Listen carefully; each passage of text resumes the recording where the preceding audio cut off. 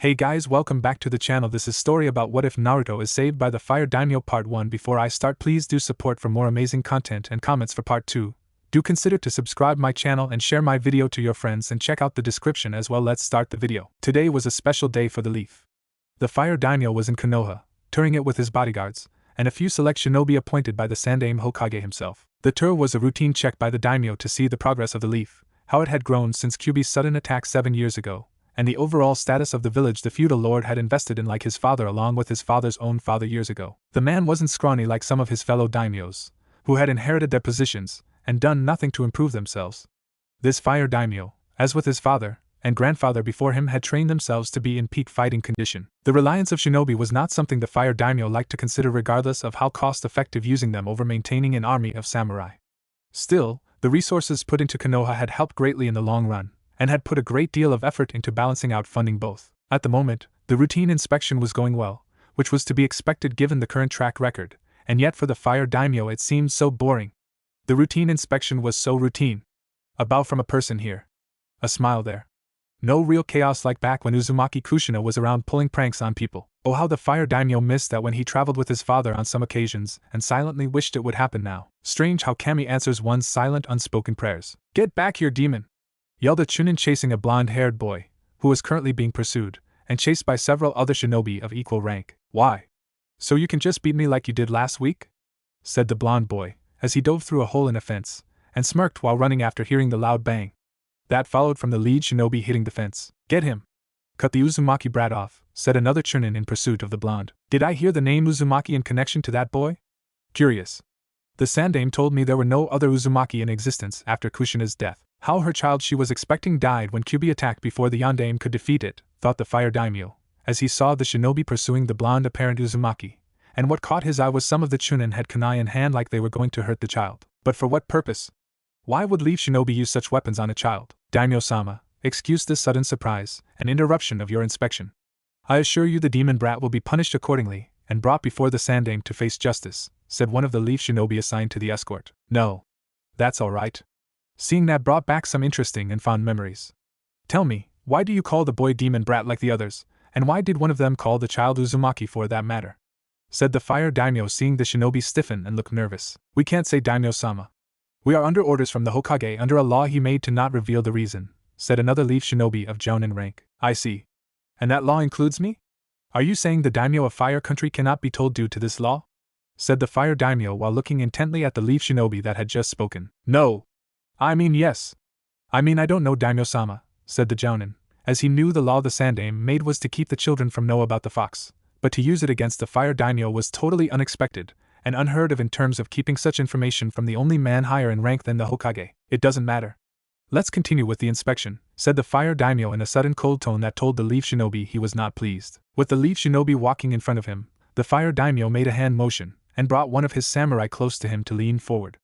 After whispering silently to the man an order, the samurai nodded, and discreetly left the escort to carry out the order of his daimyo. The tone in which the feudal lord spoke indicated the order was to be carried out now or die later, elsewhere. "Get back here, brat!" said one of the Chunin chasing the boy while mentally cursing at letting the kid out of his sight for one whole second despite the Hokage's orders to keep the boy away from the Fire Daimyo. "Go kiss a dog," said Naruto, as he dodged a kunai thrown at him, and several shuriken his pursuers launched. "Damn that Kyuubi brat!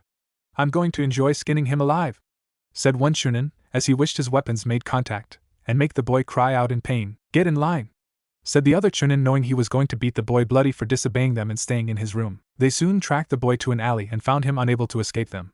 Grinning at their sudden victory, the group of Chunin grabbed the boy, who now struggled to get free, but the Chunin were far from civil, as they beat the boy, and calling him names.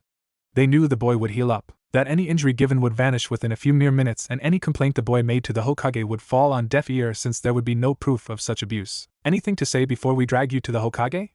said one Chunin, who gave the boy a hard kick to the ribs, and glared hatefully at the child. "Bite me," said Naruto before he was kicked again in the face. "Insolent demon!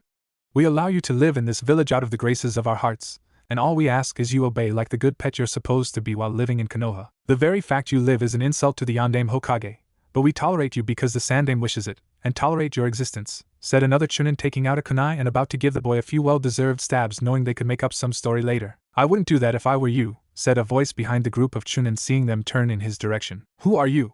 said the Chunin with the kunai in hand. I am a samurai under the command of the Fire Daimyo. In his name, you are all hereby ordered to stand down and move away from the injured child, said the samurai with the Chunin sneering at him. You? Ordering us? You samurai think you're all hot shit because you work for the Fire Daimyo, but one samurai against 5 of us is suicide, and this creature is not worth your life. Go back to the daimyo and tell him this is not his concern, said one Chunin while the samurai narrowed his eyes at them. This is your one and only warning, Konoha shinobi. I will not give you a second one, for I will kill you in this alley, said the samurai with the 5 Chunin looking angrily at him with their intention of hurting the blonde now aimed at their new target. I highly doubt that, samurai. I say we kill this nosy fool, blame the QB brat, and see the Fire Daimyo order the monster is killed, said one of the other Chunin, as they now charged the samurai, who held his ground, and quickly killed the group of shinobi in a decisive manner befitting a man of his skills before sheathing his blade. Just because Konoha was knowing 7 years of peace didn't mean the Fire Daimyo's samurai would become weak from it like these shinobi clearly did. The one thing the samurai did in times of peace that shinobi did not was prepare for war, and keep the mind along with the body sharp in the event war breaks out for any reason. Why? Said Naruto, seeing the samurai turn to look at him. Why what? Said the samurai when walking over to the child. Why did you save me? No one has ever done that before today? Said Naruto, seeing the man look at him with surprise. What do you mean? This isn't the first attack aimed at you, said the samurai before he kneeled down in front of the boy. This is minor compared to the usual ones. The worst ones are on my birthday. Don't tell the old man I told you this, said Naruto pleadingly. Why would you not want the Hokage to know about my knowing of this action? Said the samurai while alarm bells were ringing off in the back of his head. If old man Hokage finds out that I told anyone outside the village about this, he will hate me since I'm putting Konoha in a bad light. And I don't want to be hated anymore by anyone, said Naruto with the samurai's anger rising from this news. I see. Don't worry, little one. I agree with you. We will keep this incident a secret from the Hokage for now, but I need you to come with me to meet someone very important, and interested in meeting you, said the samurai, seeing joy fill the boy's bright blue eyes at meeting someone important. Really? Who is it? Is it the Fire Daimyo you mentioned working for? Said Naruto with a sense of eagerness while seeing the samurai smile at him. Yes, I am. You're very smart for a boy your age, said the samurai, knowing few would remember such thing, and even fewer after getting their head kicked in. Was the boy's injuries healing already? What was going on? I tried to learn given how, said Naruto before looking away to hide the sadness on his face. Given how people treat you? They don't want you to learn, do they, little one? Said the samurai with the boy unable to look him in the eyes. I can't say. If old man Hokage finds out I'm saying even this much to anyone, said Naruto while trying to hold back his tears in front of the samurai. I understand. Don't worry though. Like I said, you are not going to meet with the 3rd Hokage, and we'll make sure this incident isn't revealed to him until much later when the time is right that it's okay for him to know. What's your name? Said the samurai, seeing the boy look a bit lost for a second, but that was to be expected from a 7-year-old, and just needed the right teachers. My name is Uzumaki Naruto, and someday I'm going to be the strongest person to ever live, said Naruto with fire in his eyes, and the samurai let out a chuckle. Well, Uzumaki Naruto, I can say without a doubt that you are well on your way, and I am sure the Fire Daimyo would agree, said the samurai, as he picked up the boy, and moved quickly to the destination of the daimyo's carriage, where he was ordered to keep the boy until they departed from Konoha. Personally, the samurai was more than pleased to leave the village, and couldn't wait to get out of here. Fire Country capital. Sometime later, Naruto had fallen asleep while waiting to meet the Fire Daimyo in his carriage, which was fine with the samurai assigned to get and watch over him. The Fire Daimyo didn't mind either after his loyal warrior told him what he witnessed and how the Sandaime Hokage was involved on some level with the child's abuse. It made the feudal lord's blood boil at hearing the boy being beaten, called names, and the fact the child was an Uzumaki out of all children in Konoha made the man furious. When Naruto awoke from his slumber, he found himself in a comfortable bed, in a place that was very nice, and wondered what he had done to deserve this special treatment. He didn't prank anyone in Konoha, well, not recently anyway, and Naruto doubted such an act would get him in the good graces of anyone like the Fire Daimyo. Unless the feudal lord was a prank enthusiast, though something told Naruto that pranking Fire Daimyo, or anyone close to him, was not a wise move for himself. A knock at the door and a maid popped her head in to see him. Oh, Naruto-san, you're awake. You must have been really tired. The daimyo is expecting you soon, said the maid, as she walked in, and saw the boy's eyes widen in realization of what the samurai told him. He is? Oh no! What do I do? Said Naruto in a panicky voice, acting like any normal panicking child would do in his situation, and looking around frantically for a means to counter this situation, with the maid just letting out a giggle. Calm down, Naruto-san. The daimyo won't be angry with you for wanting to look your best in his presence. I've come here to help you get ready to meet him, said the maid, as she saw Naruto look at her with surprise, and hoped that he had a chance to make a good impression on the only person outranking the Hokage. Really? Thank you, said Naruto happily. You're welcome, Naruto-san. My name is Kikyo.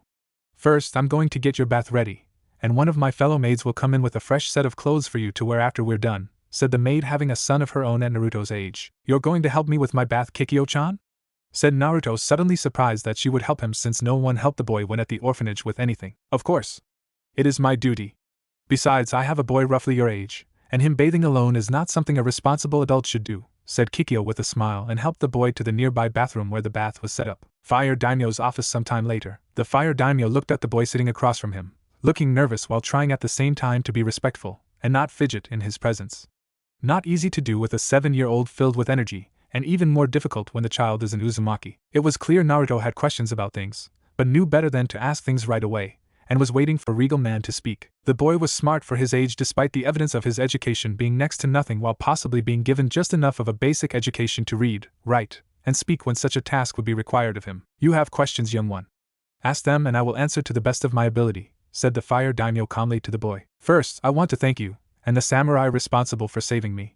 He said you were interested in speaking to me, and if it wasn't for him, said Naruto, unable to finish the sentence. I'm firmly against child cruelty, Naruto-san. Something the Sandaime Hokage is not, or only in certain cases, said the Fire Daimyo, seeing Naruto frown a bit. The old man isn't bad. He's taken care of me for the most part when possible due to his busy schedule, said Naruto, with the Fire Daimyo nodding to indulge the boy, though his mind thought differently given what had happened to the child, with the incident being one among many. Being Hokage is tiresome just like it is being daimyo. Still, with such a title like we have subordinates, who are given orders, and must be followed to the letter.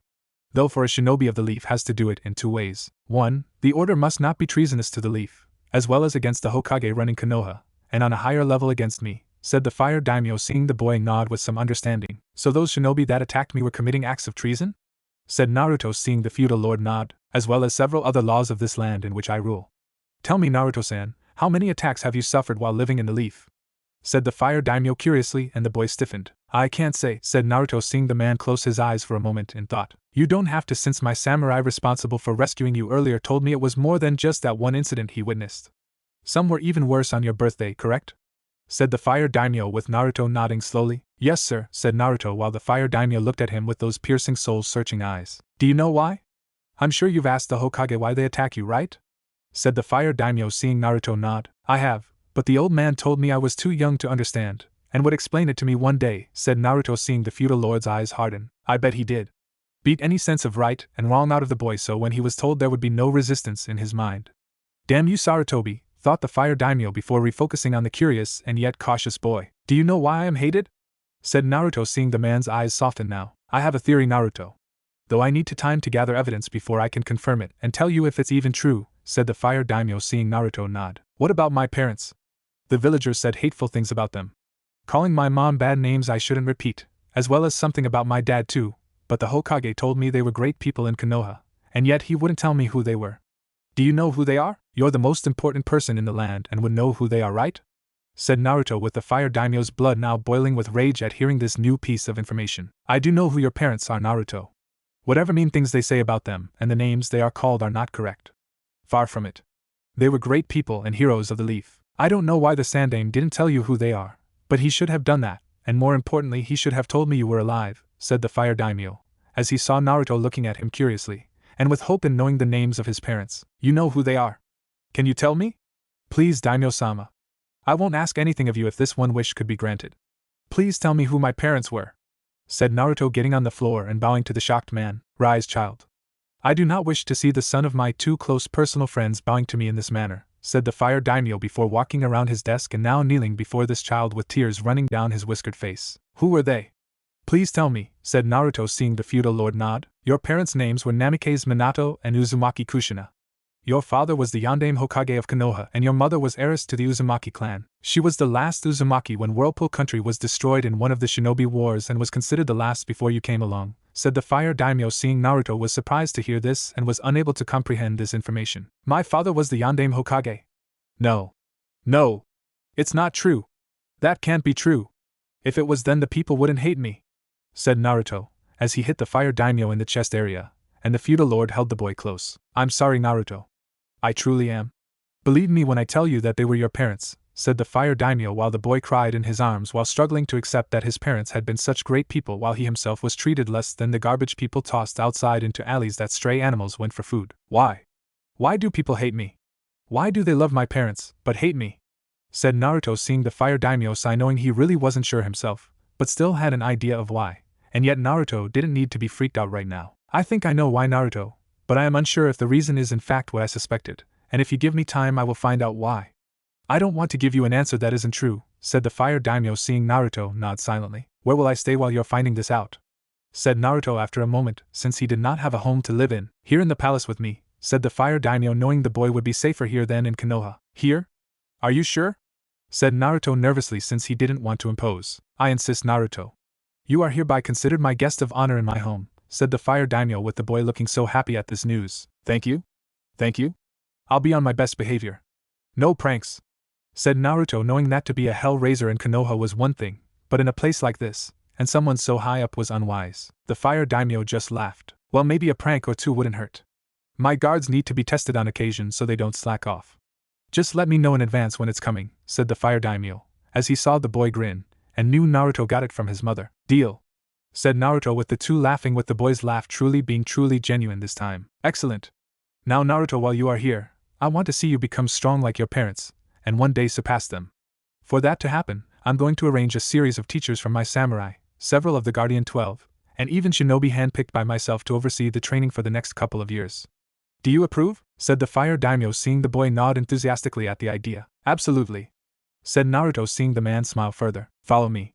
We're going to meet some of them right now, said the fire daimyo, as he walked out of the room with Naruto right beside him, and the desire to become great swelling within the boy's blue eyes. 3 weeks later, the Sandaime Hokage entered the fire daimyo's office. He had been escorted there by a select group of the man's samurai after traveling to the capital of Fire Country when the feudal lord summoned him here. The third Hokage didn't know why the fire daimyo was summoning him here, but the way some of the samurai were actually glaring right at him told they were not pleased with what they knew about this, and somehow whatever the issue was about had some deep connection to his position as Hokage. Asuma was no help either, as he had stopped writing letters for the past 3 weeks, and no one close to his son here in the Fire Country capital could give him an answer. The old Kage was starting to feel a cold shiver run up his spine when he sat down. The eyes of the fire daimyo were cold. A far cry from the usual warmth he had seen the last time the feudal lord had visited, and even that moment was not as warm like the Hokage had hoped. The Sandaime remembered it being a faded warmth from the usual amount the feudal lord gave when greeting him, and now there was only a deep coldness within the regal man's eyes. Do you know why I've called you here, Sandaime Hokage? Said the fire daimyo, as he saw the old man before him shifting uncomfortable, and knew it was more than just the nervousness felt from being looked at with such scrutiny. There were many seals secretly put around the room. Seals placed there at the request of his grandfather many years ago to the Uzumaki seal master at the time to prevent the use of chakra in the room. Uzumaki Mito's teacher, if the fire daimyo remembered correctly. The man had seen to it that the seals were the best ever made, wouldn't wear away, wash away, and or be removed in any way possible. At this moment, the Sandaime Hokage was an old man, and had no power in this room. The god of shinobi was reduced to an old man in this room with no power, no chakra, and no strength to fight against the much younger man that commanded all of Fire Country. No, daimyo-sama. Your message said to come here immediately, and I obeyed, said the Hokage, seeing the feudal lord of Fire Country frown slightly. Indeed. My message did that.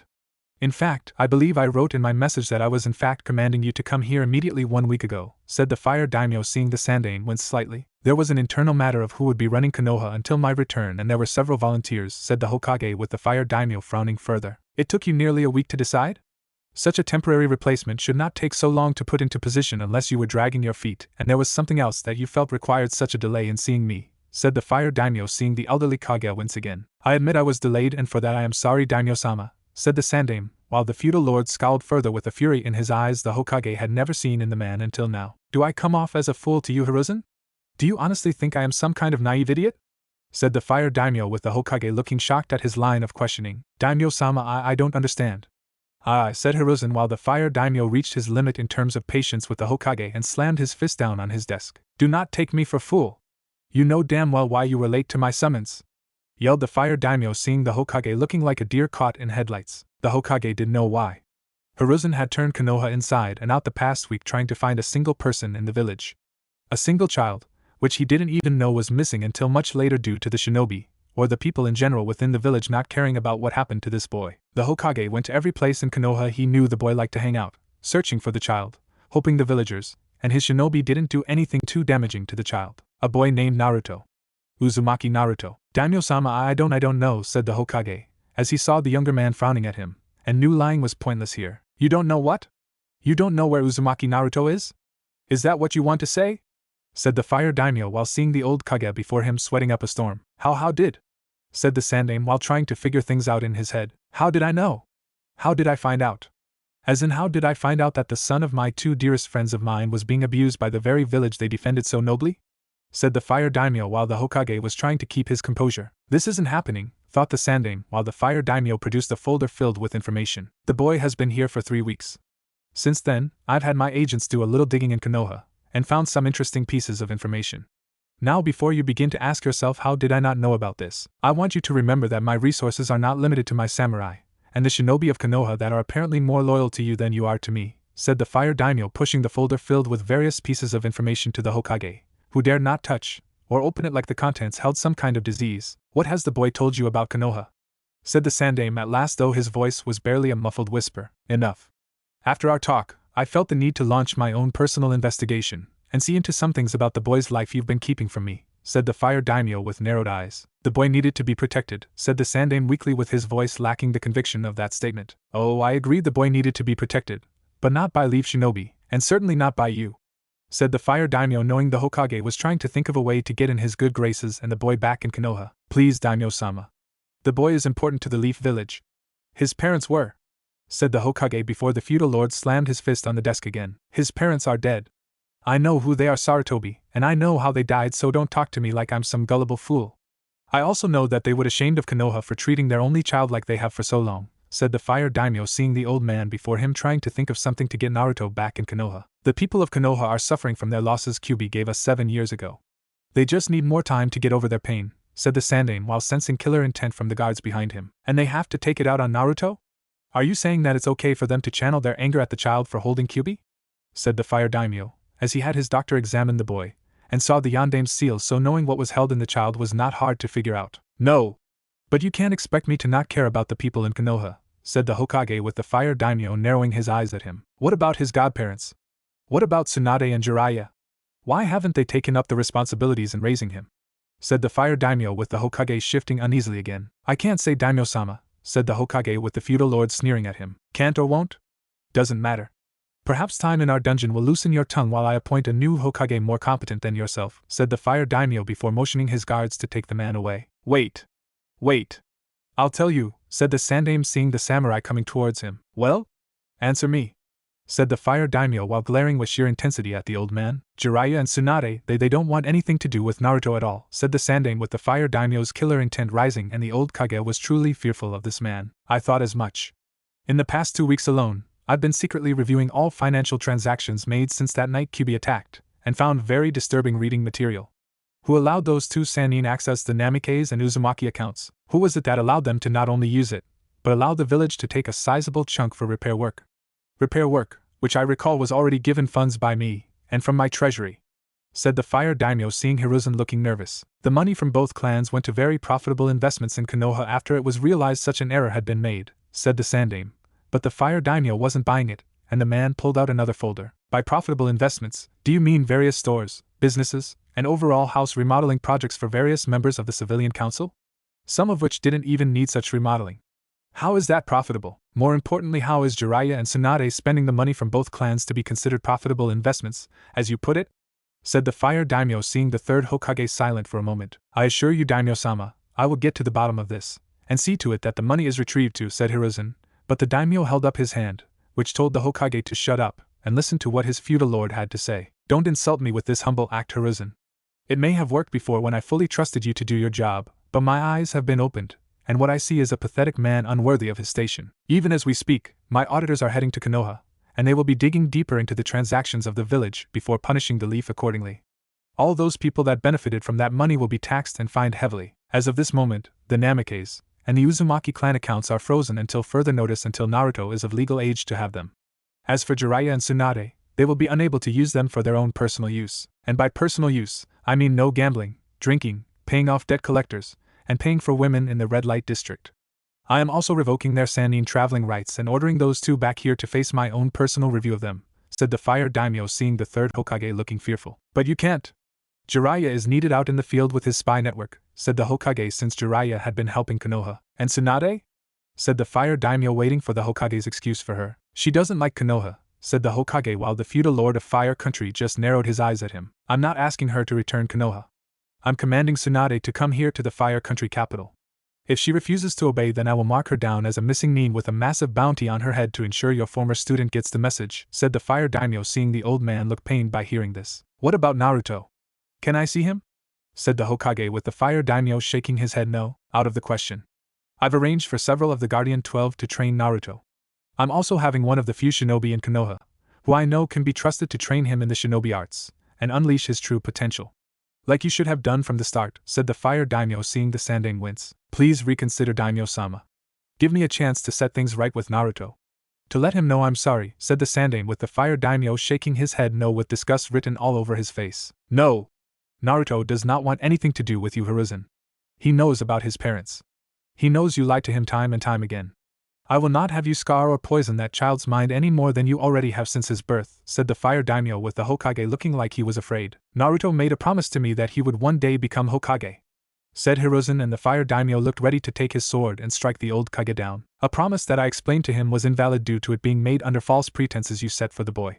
Whether or not Naruto sets out to keep his promise and being Hokage like you hoped will be his choice to make, said the Fire Daimyo, seeing the old Kage did not like this news at all. Don't you see I had no choice? The boy is the key to Konoha's security and future, said Hiruzen, having stood up from his seat with panic clearly on his face. And by key to Konoha's security and future you mean the village weapon? Don't think I don't know about the history behind Jinchuriki and the lives they've lived. Kushina told me herself about how she was the Kyuubi Jinchuriki and Uzumaki Mito was the first one before her. I wonder how those two, plus your sensei, and his brother would react if they were here to learn just how Naruto was treated. How you, Tsunade, Jiraiya, and everyone else knowing of your little plan tried to turn the boy into your faithful servant, said the Fire Daimyo, seeing the Sandaime grit his teeth in anger before using his last trump card. Naruto belongs in Konoha. It was the Yondaime's dying wish that he develop a bond in the village. You cannot deny the dying wish of the Yondaime, said the Sandaime while the Fire Daimyo scowled with a look of pure hatred. How dare you? You would use that line on me? You dare use that excuse, knowing full well that the village and its people haven't done that for Naruto. You talk about him developing bonds with the village. You talk of the dying wish of the Yondaime not being denied. But we both know that will never happen so long as he stays in Konoha and is scorned by its people. Your request to have Naruto return to Konoha is denied, and if you try to find out where he is to have him kidnapped, I will liquidate the village to start anew, said the Fire Daimyo, seeing the Sandaime stiffen since he had planned to do just that. Daimyo-sama assure you wouldn't do that? The village has stood since the time of my sensei with his brother, and Uchiha Madara first founded Konoha, said the third Hokage with the feudal lord of Fire Country looking at him with a deadly serious look in his eyes. You're half right. The village was founded through them, but also with my grandfather's blessing and support within this land that I now rule. A blessing that I am within my own right as ruler of Fire Country to revoke. It is through my money, my resources, and my support that Konoha still stands, though I'm strongly considering the idea of removing Konoha from the world right now from how you've tried to defend its actions against the boy. Get out of office, out of the capital, and return to Konoha where I will soon decide its fate. One more thing, Hiruzen. You will not inform Tsunade or Jiraiya of why I am ordering them back to Konoha. If you do, I'll order your execution for treason against me, said the Fire Daimyo, seeing the Hokage was fighting the urge to yell at the feudal lord for saying such a thing. I understand, Daimyo-sama. May I ask what has become of my son Asuma? I have not heard anything from him for some time, said Hiruzen, knowing he could at least get that much from the Fire Daimyo. I've ordered your son to stay here in the capital, but denied him the right to contact you about everything and anything regarding Naruto since the boy's arrival. Before you think he knows where Naruto is located, I will stop that line of thought for you, and say that the man does not know the boy's location. I do not trust him, just as I have come to not trust you. That is all I will say on the matter. Now get out of my sight, Hiruzen. I don't want to see you unless it's absolutely necessary, said the Fire Daimyo, pointing to the door, and the third Hokage bowed rigidly. All I have ever done has been for the greatness of Konoha and Fire Country, said the third Hokage, and the Fire Daimyo scoffed. If that were true, Hiruzen, you wouldn't have revealed Naruto's status as a Jinchuriki, and made sure the village populace didn't know either, said the Fire Daimyo before his two guards escorted the Hokage out of his home. Moments later, a shinobi monk by the name of Chiriku walked in, and bowed to the Fire Daimyo before handing him a report. Reading it over, the Fire Daimyo smiled at what he read, and the monk himself did too, since the report regarded Naruto. I've never seen a child so cautious of new people and yet so happy in all my time being alive, said Chiriku, having seen the child hesitate to meet the shinobi monks at the fire temple. Bansai has already grown attached to him already, I see. He's become something of a surrogate grandfather to the boy, said the Fire Daimyo, seeing Chiriku smirk. Yeah. Naruto was hesitant at first to be around so many of us, but when we showed we're not like the people in Konoha, he seemed happy, And it breaks my heart knowing Konoha tried to take that away, said Chirika, seeing his feudal lord frown slightly. Konoha will pay for their actions against the boy. I will see to it, said the fire daimyo, knowing his wrath would be minor compared to Naruto's should he wish to unleash his fury on the village, and the fire daimyo would let him too. Young Sentoki sees Konoha's actions to be unforgivable, and has already tried to help in Naruto's education in many things the leaf would deny him. I've already begun some measure of training for Naruto too and find his energy to be impressive for one so young, though given his status as Jinchuriki of Kyuubi, it is to be expected, and we intend for the boy to be well trained when the time comes to defend himself, said Chiriku, as he was having the boy work on his normal training exercises, and then intended to get into the weapon training with a bow staff. Good. I want Naruto to reach his full potential. I've also had one of my agents get a message out to Uchiha Itachi and informing him of his services to me regarding Naruto, said the fire daimyo, while Chiriku was surprised to hear this. The Uchiha Itachi? I've heard of him, but only by reputation, and here he's quite good for someone his age, said Chiriku, knowing the Uchiha was supposed to be very strong and would be an excellent teacher. Yes. I made sure he understood this mission was not to be shared by anyone in Konoha due to them currently scrambling to find the child now that they realize he's no longer in the village, said the fire daimyo, seeing Chiriku nod. With Itachi's help I have no doubt Naruto will be one of the strongest shinobi since his parents. But when his training is complete won't he be under the jurisdiction of the leaf, and the Hokage? Said Chiriku, seeing the fire daimyo shake his head. No. I'm having the boy become a shinobi under my direct command. He will be my very own agent in the shadows, so I will no longer be led astray with nativity in believing the Hokage, or the village in general, can be fully trusted. When his training is complete, I will have him enter Konoha, and Naruto will secretly observe the village before giving me a report on the current situation, said the fire daimyo, seeing Chiriku nod. Asuma asked me about Naruto when I came here to speak with you, daimyo-sama. I've come to suspect he's going to inform his father of the boy's location if I reveal it, said Chiriku, while the fire daimyo scowled. Don't tell him anything, Chiriku. Asuma is more loyal to his father than to me, and while I understand why that is the case on account of their blood ties, this matter does not have anything to do with that, said the fire daimyo, with the shinobi monk nodding. When do you expect Naruto's so-called godparents to arrive? Said Chiriku, seeing the feudal lord to think about this for a moment. Soon. After I cut their access to each clan account they each took, either will come back just for that alone, but rather to find out why their traveling rights have been revoked, and seek to get them back. Those two Sanin have some nerve to abandon Naruto, and then drain a hefty sum of his inheritance from both sides of his family. Something I intend to see hurts them in the long run, and that to go against my ruling would be unwise, said the fire daimyo, seeing Chiriku nodding in agreement. Does Naruto know about his godparents? Said Chiriku, knowing that those two might try to get close to Naruto and poison his mind like the Sandaime did in Konoha. No. Up until now, I did not know anything about it, but the Yandaime's will, which I required from one of my agents, hereby stated that should anything happen to him and his mother they were to take care of the boy. The will was unsealed that very night the Kyuubi was sealed into Naruto by the Sandaime, as this seal, when broken, also tells who broke it, and the time it was broken, said the fire daimyo, seeing Chiriku frown slightly with confusion. There is still something I don't understand, daimyo-sama. If the Sandaime, Jiraiya, and Tsunade knew the boy was their son, why did they do this to him? Why did the Hokage manipulate things? Why did Jiraiya and Tsunade abandon him?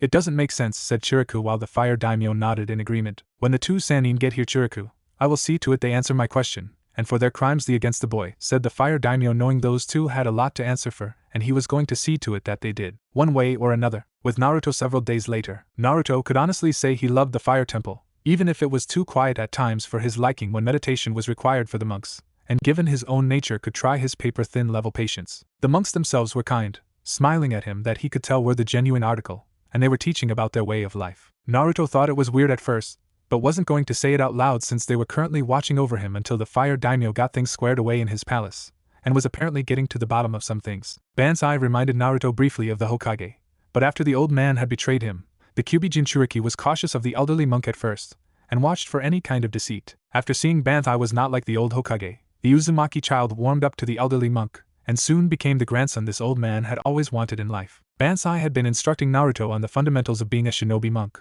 which baffled the poor boy at first, but the elderly monk used living examples of what they did at the fire temple, and it was through that did the hyperactive blonde begin to understand. Banzai-sensei, said Naruto, as he sat in mediation with the elderly monk across from him, and the old man opened his eyes to look at the boy. Yes, Naruto? Said Banzai curiously. Why do you think people hate others for things that aren't their fault? Said Naruto, with the monk letting out a sigh at the question. I suppose it's mainly due to human nature. To be honest, I find the actions of the people in Konoha to be foolish and hypocritical when you consider who your parents were. The leaf sees them as their heroes while condemning their son to a life no one should have to endure, said Banzai, as he along with Naruto had been told by the fire daimyo about the Kyuubi, and the fox being the source of the people hating him. I don't know what to think of the village. The fire daimyo told me that my promise I made to the old Hokage about taking the title is not something I have to honor. It was made under false something, I can pronounce it, but basically he said that the promise was not something I have to keep since the old man lied, and I'm not bound to it unless I wish to honor the promise. Do you think I should keep the promise? Said Naruto, seeing Bansai smile kindly at him. I can't make that decision for you, Naruto. Whether or not you keep the promise is your choice and yours alone. I wouldn't worry right now about honoring the promise, Naruto. You don't have to make that choice until later on when all of your training is nearly or is complete, said Bansai with Naruto smiling at him. Thanks, Bansai-sensei, said Naruto while trying to go back to his mediation, and soon found himself in a sewer filled with water and a cage with a giant fox behind it. So the little runt comes to pay me a visit. You don't look like much, said Kyuubi with Naruto scowling at him. Well, you wouldn't either if your life was like mine, thought Naruto with the fox snarling at him. You little runt! At least you get to walk around and see things. I've been sealed inside your kind for over a century since your Uzumaki ancestor first sealed me into her after I was free from Uchiha Madara's control, said Kyuubi while glaring at the boy, and was a bit surprised the kid didn't fear him. You were? I didn't know. Wow. I'm sorry, thought Naruto while looking away, and the fox just looked stunned for a second before letting out a sigh. You didn't know, Kit. I doubt anyone would ever tell you anything about the history I have with the various clans of your village, said Kyuubi while Naruto looked at the fox with curiosity in his blue eyes. You do? Thought Naruto while seeing the fox smirk at him. 3 clans actually. The Uchiha clan is one, which I despise for their cursed eyes, and their superiority complex. Another, the Senju clan, is nearly extinct, but respected much more than the first, and third is well your clan. The Uzumaki clan, said Kyuubi with his vessel looking at him with interest now. Wow. Hey wait. I know about the Uchiha clan. If you are connected to them, then why aren't they hated and shunned like I am in Konoha every day? Thought Naruto with the fox scoffing at the boy's nativity. Please! Do you really think this information is common knowledge?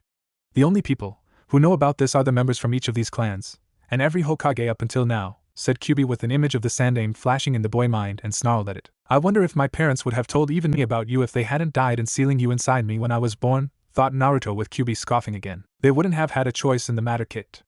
Only an Uzumaki can hold me, and you were the last after your mother died, said Kyuubi, having listened to the interesting conversation the child had with the fire daimyo, and learned this boy was their offspring. So I was going to be your prison no matter what happened that night, thought Naruto sadly with Kyuubi just watching him. Yes. Though the seal would have been different and more constricting than this one due to this particular seal being your father's handiwork. Not to mention, you would have me inside your body at a later age instead of when you were first born, and been strong enough to handle the change without too many complications in holding me, said Kyuubi while Naruto just grimaced. I don't think I would have wanted to be your vessel. It seems wrong to keep you locked away like this, thought Naruto, seeing the fox raise its eyebrow at him. Oh really? And what would you do in the place of your predecessors? Let me out and be allowed to roam free? I wasn't the nicest Biju even before Madara used his eyes to control me. What makes you think your actions wouldn't lead to something horribly tragic? Said Kyuubi, seeing Naruto looking up at him. I don't know. Maybe you're right and you would do something bad. But even if you did, it would be your own choice, and fault for doing it in the first place right after getting free, thought Naruto, seeing Kyuubi nodding since the kid did have a point in a weird way. Regardless, there is no avoiding the outcome of what you would become in the future had your parents lived, and the only difference when compared to now is the people of Konoha would have never known, said Kyuubi, and ended their conversation before kicking the boy out of his head. You spoke to the fox, said Bansai, having sensed some of the fox's chakra, with Naruto stiffening slightly. I didn't mean to, Bansai-sensei. I was mediating and suddenly appeared in my mind with him waiting for me. He kicked me out just now too, said Naruto while looking away like he was about to be scolded for doing something stupid. It's alright. Sooner or later you would have talked to Kyuubi. Just be mindful of the fox, for they are known tricksters, said Bansai in a friendly teaching tone. I don't think he wants to trick me. Not yet anyway. I think he's just lonely being sealed away for over a century and needs a friend, said Naruto with Bansai looking very surprised since no one had ever considered befriending a Biju before now. And you want to be his friend? Said Bansai simply. If he'll let me. Kyuubi wouldn't be alone anymore and stuck in that cell by himself, said Naruto with Bansai nodding in thought. You are traveling down an unknown and dangerous path, Naruto. Be mindful when you are talking to him. Just because you want to be Kyuubi's friend does not mean he'll want to be in return, said Bansai with Naruto nodding. I know, Bansai-sensei, but if I don't at least try, then I'm just like all those villagers and shinobi in Konoha that hate me, said Naruto with Bansai smiling at the child. You have a good heart, Naruto. Come. It's time to eat, said Bansai as he got off the ground, and Naruto followed with his stomach growling. Or was it Kyuubi laughing or growling angrily at the notion of being friends with his vessel? Fire Country capital. 2 weeks later, the fire daimyo had been informed of Jiraiya's arrival, with Tsunade's not being that far off with a young woman and Pig following the female Sanin just a few steps behind. The two had come later than he had hoped, but it was to be somewhat expected given their nature, and vices getting the better of them. One was gambling, which no doubt had played a key part in Tsunade's return since her access to the Uzumaki clan account had prevented her debts from being paid. Jiraiya had probably used some of the vast wealth from his own accounts to enjoy some of the time spent in the more seedy places of the elemental countries, so the loss of Namake's clan account didn't hurt the Sanin that much. Still, the loss of the traveling rights for both put a significant cramp on their means to enjoy their vices, and to escape his command to come here. Hence the order to come here being one they could not ignore. As expected from what he heard from his informants, both Sanin were less than pleased in having their traveling rights revoked, being summoned to see him, and secretly losing all access to the accounts they both tried to bleed dry. Until he called them out on it, the Fire Daimyo would not say anything about the matter since neither knew it was by his order the accounts were beyond their reach, but knowing Tsunade's temper, she would eventually crack, and say some things before anyone could stop her. Her weakness was centered around her temper when touching a personal subject, which the woman had it in spades after losing those close to her, and all he needed to do was poke the festering wound of the Sanin soul before it exploded. Then all the truth that was the secretion behind it would come out, and the Fire Daimyo would use his own method for handling this untreated scar on both Sanin. Soon enough, both shinobi entered his office, the seals doing their job and preventing them both from using chakra, but didn't stop Tsunade's genjutsu from functioning, and the Fire Daimyo ignored that fact for now. Both Sanin sat down in their respective seats, both were glaring at him, and yet were showing signs of being cautious when inside this room after feeling the effect of being just a normal person. The woman with Tsunade was also cautious, but more respectful to the Fire Daimyo, and bowed slightly to show she was in fact honored to be in this room with him. "Thank you both for coming," said the Fire Daimyo with both Sanin giving a polite nod, though Tsunade's face showed she was only giving it only because he outranked her. "When the Fire Daimyo gives an order to come visit him, we obey," said Jiraiya with a smile on his face now while trying to lighten the mood between the three of them, while Shizune still looked nervous despite everything. "Forgive me for not believing you, Jiraiya-san. I find some of the information regarding certain things to question my faith in you two and the Sandaime Hokage," said the Fire Daimyo, seeing both of them were shocked by this. "Sarutobi-sensei? What did he do?" said Jiraiya while Tsunade was shocked to hear the Fire Daimyo was actually questioning them about anything. "I've already spoken to the Hokage separately about this and ordered him not to contact you regarding what I've learned so I could speak to you two personally," said the Fire Daimyo while seeing the two Sanin looking a bit concerned. "About what?" said Tsunade, seeing the Fire Daimyo look from her to Jiraiya. "Uzumaki Naruto," said the Fire Daimyo, and instantly he saw them stiffen slightly. "What about him?" "He's happy and safe in Konoha, being loved by its people," said Jiraiya while trying to put on a happy face to hide his nervousness. "Is he? Are you sure?" said the Fire Daimyo, raising an eyebrow at him. "Well, yeah. Why wouldn't he be? Sarutobi-sensei is watching him, protecting him from harm," said Jiraiya while Tsunade's hands were trying not to turn into fists. "Your information is outdated, Jiraiya. Uzumaki Naruto is no longer in Konoha," said the Fire Daimyo, seeing Jiraiya looking shocked and fearful while Tsunade narrowed her eyes at the feudal lord. "What? When? How?" said Jiraiya, getting out of his seat, but the samurai guards in the room just grabbed by his shoulders and forced back into the seat. "You took him from Konoha, didn't you?" said Tsunade accusingly. "Someone had to help the boy. You two were elsewhere instead of fulfilling your duties as being Naruto's godparents," said the Fire Daimyo, seeing them tense up at having their secret found out. "We thought it was better for Naruto due to certain problems he would get by having our attention," said Jiraiya, seeing the Fire Daimyo's eyes narrowing at him. "You mean being of the Yandaime Hokage?" said the Fire Daimyo, with Jiraiya looking shocked that he knew. "But sensei, he made sure to keep such information a secret," said Jiraiya while the Fire Daimyo snarled in fury at the fool in front of him. It wasn't hard to figure out Jiraiya. There was only one Uzumaki in Konoha before the boy's birth, and I performed the wedding of that woman to the Yandaime Hokage myself," said the Fire Daimyo, seeing Jiraiya looking uneasy now. "Why are we here?" said Tsunade, knowing the man wanted them both here for something else aside from what was already exposed. "I ordered you here because I wanted to know why you abandoned that boy to the village, which hated him for holding Kyuubi, and not protect him when he needed it most," said the Fire Daimyo, seeing the two Sanin look at each other for a second before looking back at him. "We thought Sarutobi-sensei would," said Jiraiya, but he was silenced by the daimyo's fist hitting the desk and causing it to shake while the feudal lord's fury-filled eyes were burning a hole through the heads of the Sanin in front of him. Don't you dare try to put all the blame on the Sandaime. I have had enough of him already, and you two will share the blame for this act of injustice against this boy. Do you honestly think I would order you here unless I knew everything about what you did? You are here to answer my questions regarding Uzumaki Naruto," said the Fire Daimyo, seeing the two Sanin shift again. "Did you know because of Naruto that Kushina is dead? That the woman I thought of as a daughter was killed by her own son?" said Tsunade while the click down of one of the samurai guards getting ready to unsheath his sword should she make any move against the feudal lord was made. "So you blame Kushina's death on her own son? That's your reason? The boy didn't have anything to do with her death. Kyuubi did. Of course, the fox is sealed within Naruto, so it's no real surprise you would come to the belief that by hurting the prisoner would also suffer, and you would get some measure of revenge. What about you, Jiraiya? Do you hate the boy because his father is dead? Do you blame Naruto for the death of your students? Said the fire daimyo while blowing off her explanation like it was pathetic and pointless. I think you already know my answer, Daimyo-sama, said Jiraiya with the man nodding. I believe I do.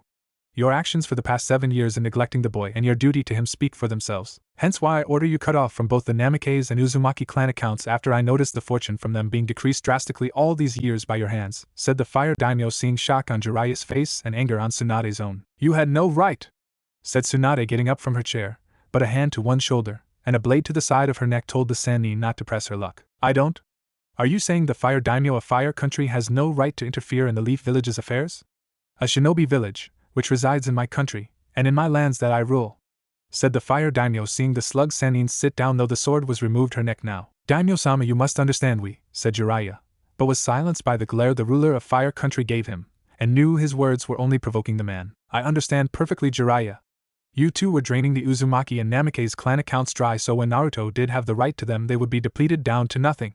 He would be stuck in Konoha and relying on the village for financial purposes, so leaving for greener pastures was out of the question. I am well aware the village took more than enough from both accounts with your blessing, while each of you spent a hefty sum on your own personal vices.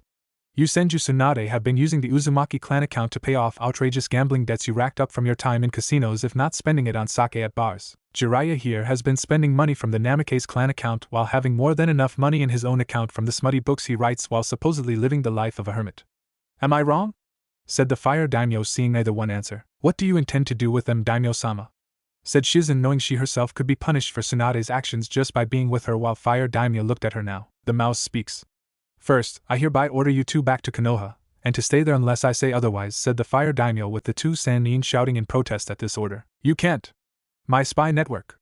My research, said Jiraiya frantically while going on about how he needed to be out in the field and see the pretty ladies for inspirational purposes for his next book. I refuse to go back to Konoha. After all I've lost, you expect me to go back there? Said Tsunade furiously while rambling on about the losses she'd suffered in Konoha. Shut up, yelled the fire daimyo, standing up at last with fury in his voice that made the two Sanins sit down while shaking like children at the sudden outburst. Scary, thought Shizune, seeing the man glaring at the two Sanin, that she thought he would give the order to have them both killed right there. I have had enough of your whining and complaining like spoiled children. That is what you are to my eyes.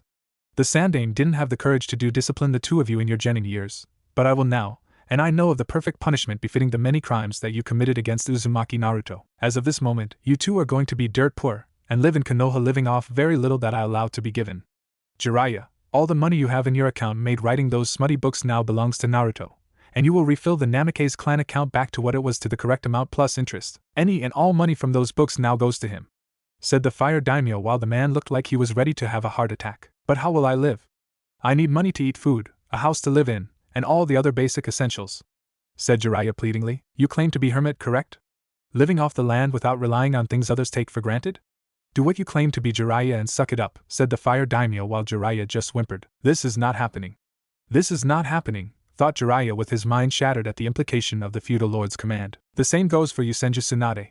As of this moment, any money in the Senju clan account is going to the Uzumaki clan's account to bring the numbers up, and you will work at the hospital with all the money you would make going to the account too. You both will keep doing this to make sure that all 7 years and more interest have been factored into the accounts you pilfered so greedily to satisfy your vices, said the fire daimyo, seeing Tsunade looking furious. You can't just deny me the Uzumaki clan account.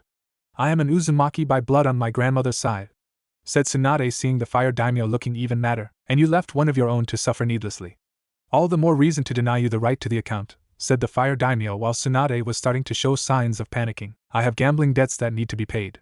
How will I pay them if I give all my money to that brat? Said Tsunade with the fire daimyo showing he didn't really care. Whore yourself out to the men in Konoha for a substantial fee or the men you owe debts to.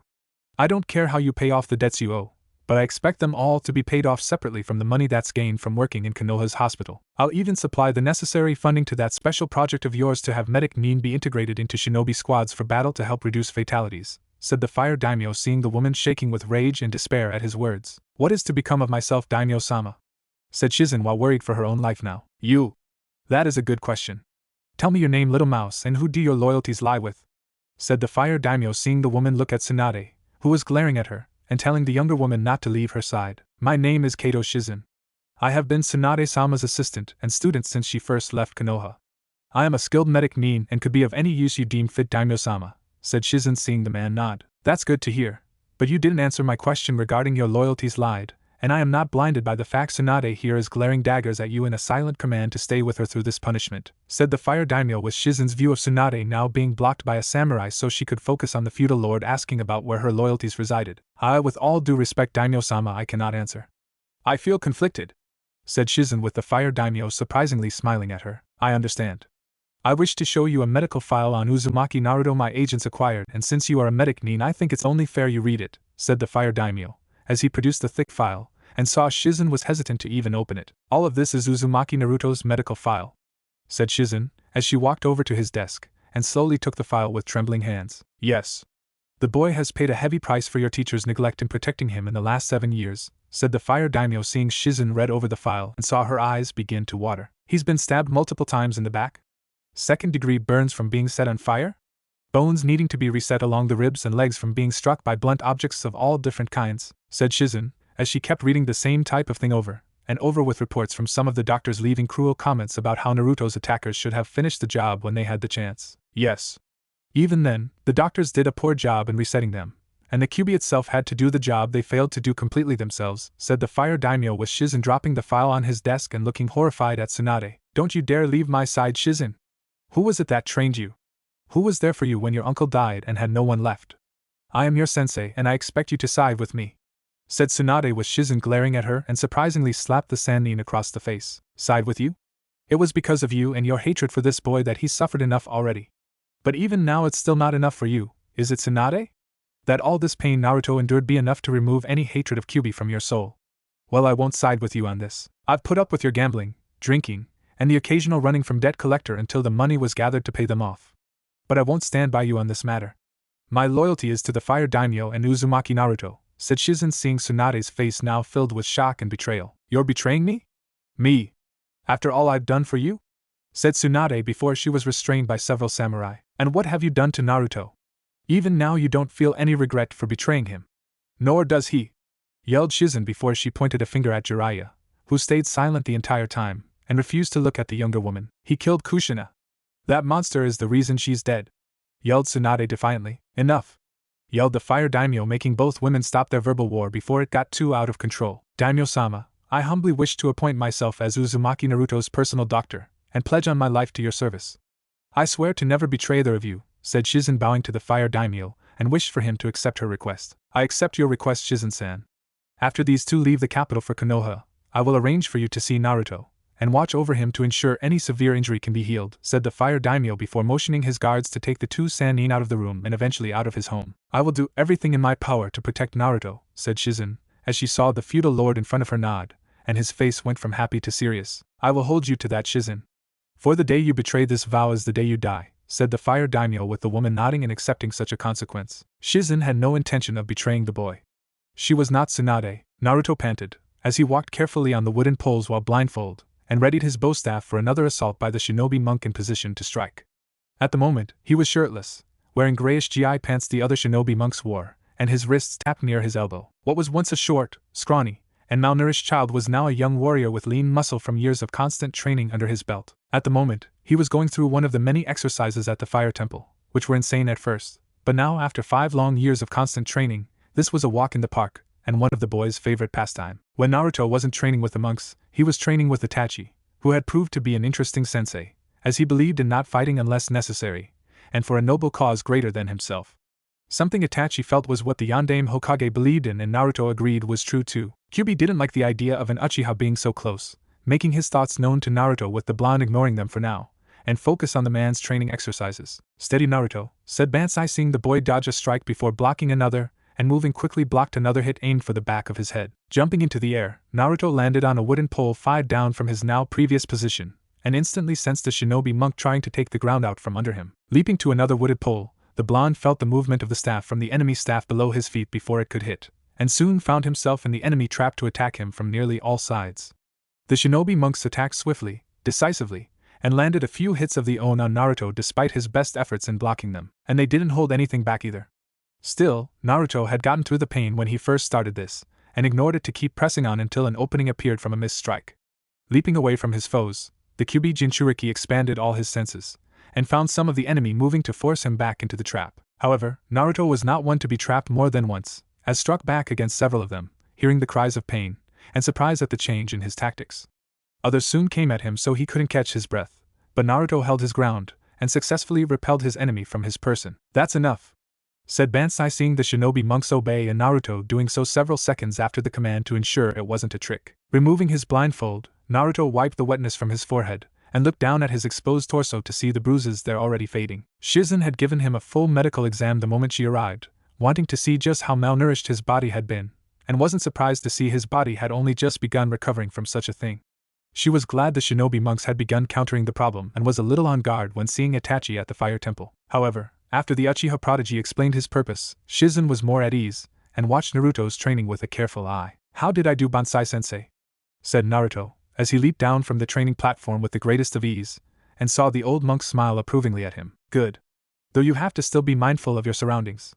You got hit quite a few times," said Bansai, seeing Naruto nod in understanding. "I know. But if I'm going to be great one day, I have to put myself in situations where I might be attacked and hurt on all sides," said Naruto, with Bansai nodding, since there were cases wherein shinobi could be surrounded on all sides by the enemy. "True. Now go get cleaned up and dressed, my boy. Shiraka will be escorting you to the fire capital to see the daimyo and for sword practice," said Bansai, with Naruto nodding with excitement, but a controlled excitement, with his energy being more focused and mature for his age. "Yes, Bansai-sensei.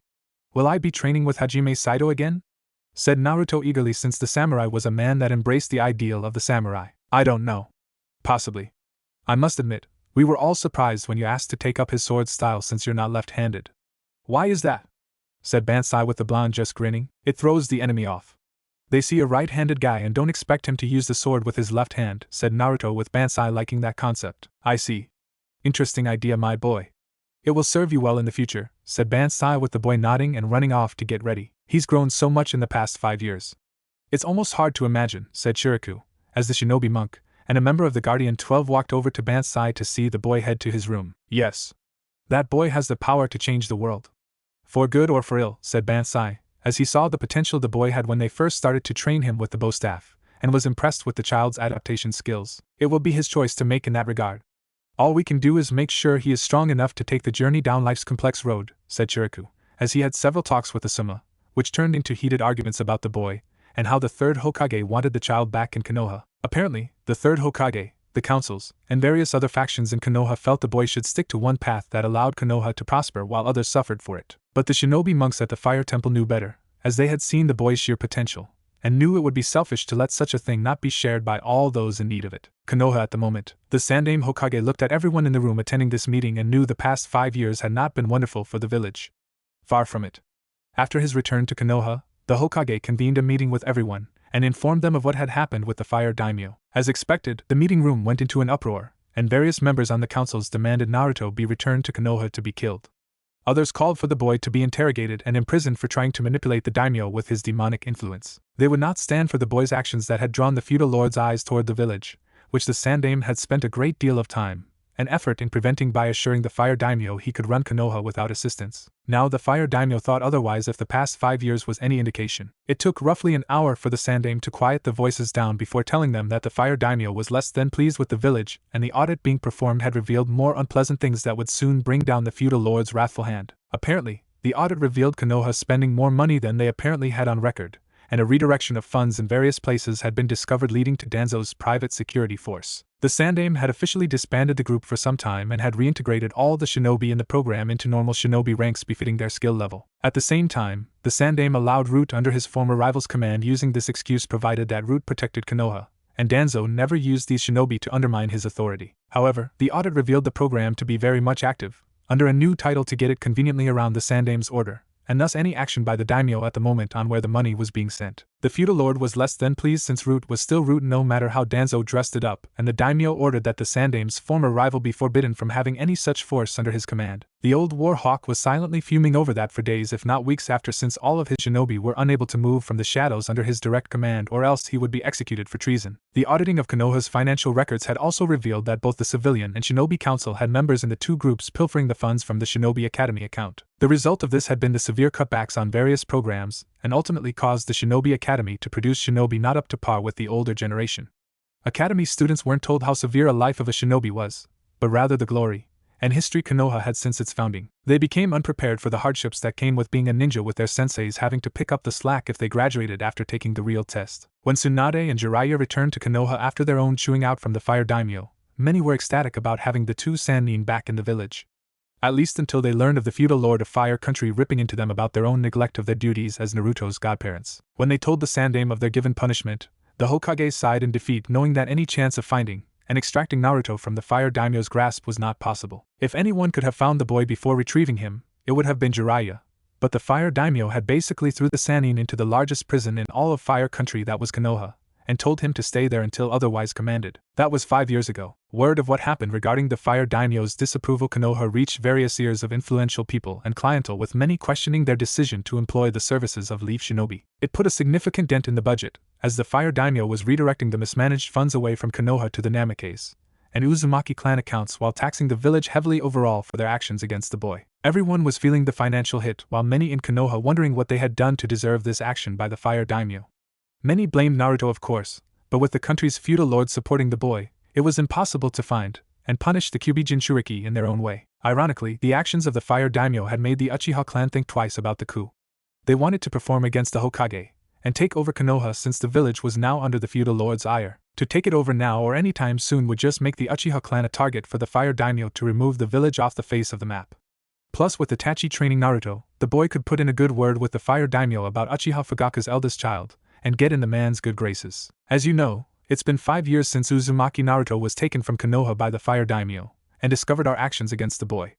My son Asuma, who is one of the Guardian 12, was allowed to send me a message and inform us that Naruto will be returning to Konoha soon, said the Sandaime, with many perking up at this news. Good. The sooner we subdue and beat the demon into the ground again, the better, said a member of the civilian council, while the clan heads shook their heads, knowing that such an act would sign the village's death warrant. That's not possible. I have been informed Naruto will be coming to Konoha to examine the village in its entirety.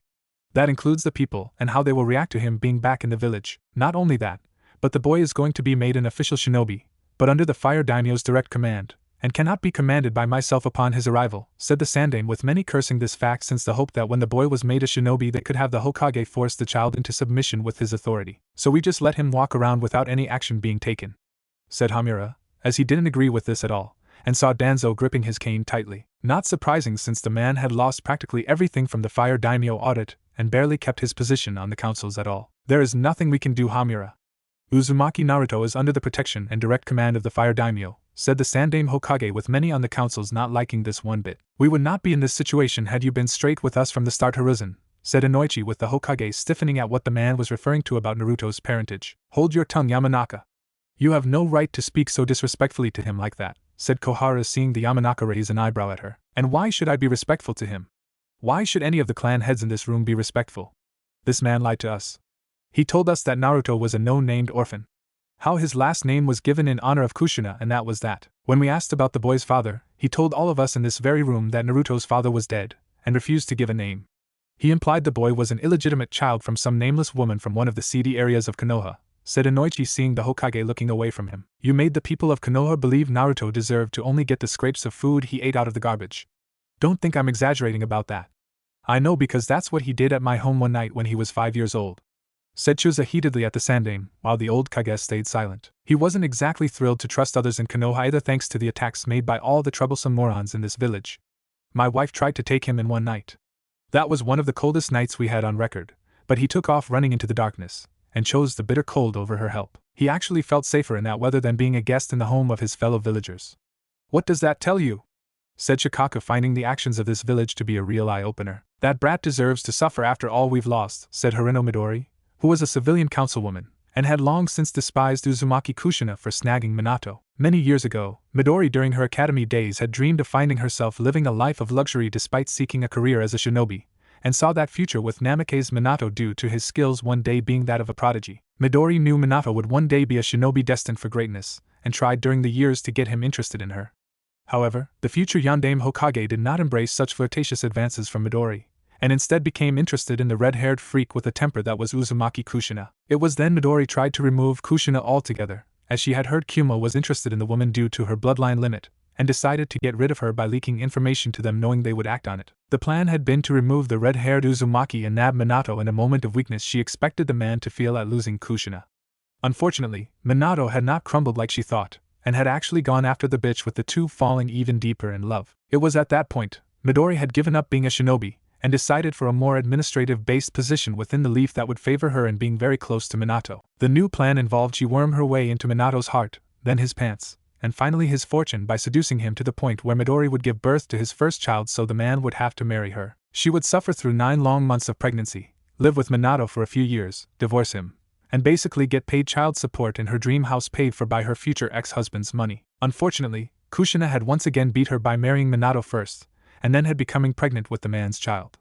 When the Sandame told everyone the boy's name, Midori knew right away it was Minato's child, but the fact Kushina was the boy's mother, and not herself, had made the pink-haired woman irate inside. Hence why she had moved for the boy's immediate death, as Midori was going to see that Kushina's child was killed somehow, and being the Kyuubi Jinchuriki was the perfect excuse. Sadly, the old Kage wouldn't have it, clearly for long-term reasons he wouldn't divulge, and Midori decided to make the boy's life a painful one to further spite Kushina. Now it seemed the gods above were once again conspiring against Midori to prevent her from getting revenge against Kushina for bagging Minato. Lost? You didn't lose anything. You wailed and cried about your home being damaged when we all know it was one of the few buildings to come out intact. Why you even got a nice sum of money is beyond me, said Some angrily, with Midori glaring back at her. Go chase a cat, said Midori, as she had used that money to redesign her home in certain areas, and felt a good deal of satisfaction in using money from the Uzumaki clan account to make it happen, until the Fire Daimyo's audit took money from her bank account equal to the amount taken from the Uzumaki clan account to properly reimburse Naruto for taking it from him.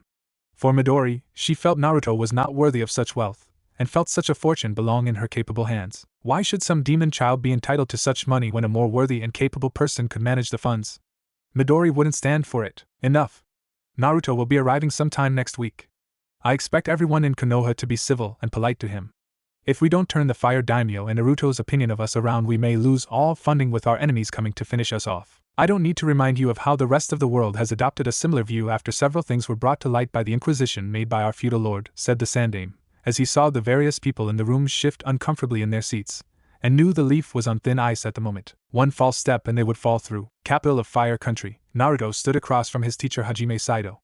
Both had swords at the ready, as the Fire Daimyo, Chiriku, Bansai, Itachi, and Shizune watched them intently to see how this match would go. Saito had been Naruto's teacher in the way of the samurai 2 years after training with the shinobi monks at the Fire Temple in order for the boy to learn how to channel his energy properly while learning patience. Saito himself was a samurai of extreme discipline, who many said was the pure embodiment of Bushido, and did not take a student unless they showed great potential. Saito saw that potential in Naruto, as the two met at the Fire Daimyo's request, and the Kyuubi Jinchuriki was honored to meet the man many claimed was in many aspects the samurai equivalent of the Yondaime Hokage himself. Naruto trained under Saito rigorously since then, as he balanced his training with the shinobi monks, Itachi, and finally the master samurai warrior himself.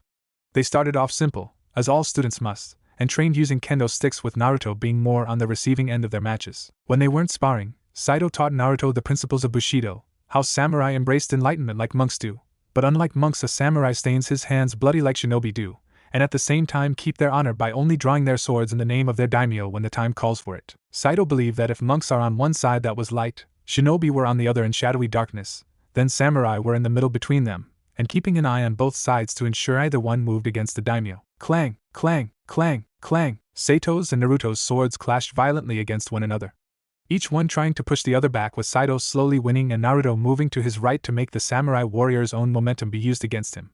However, Saito shifted his stance, and went left when Naruto moved right. The two clashed against each other, trying to get an advantage over the other, but neither one was succeeding, and both had very close calls.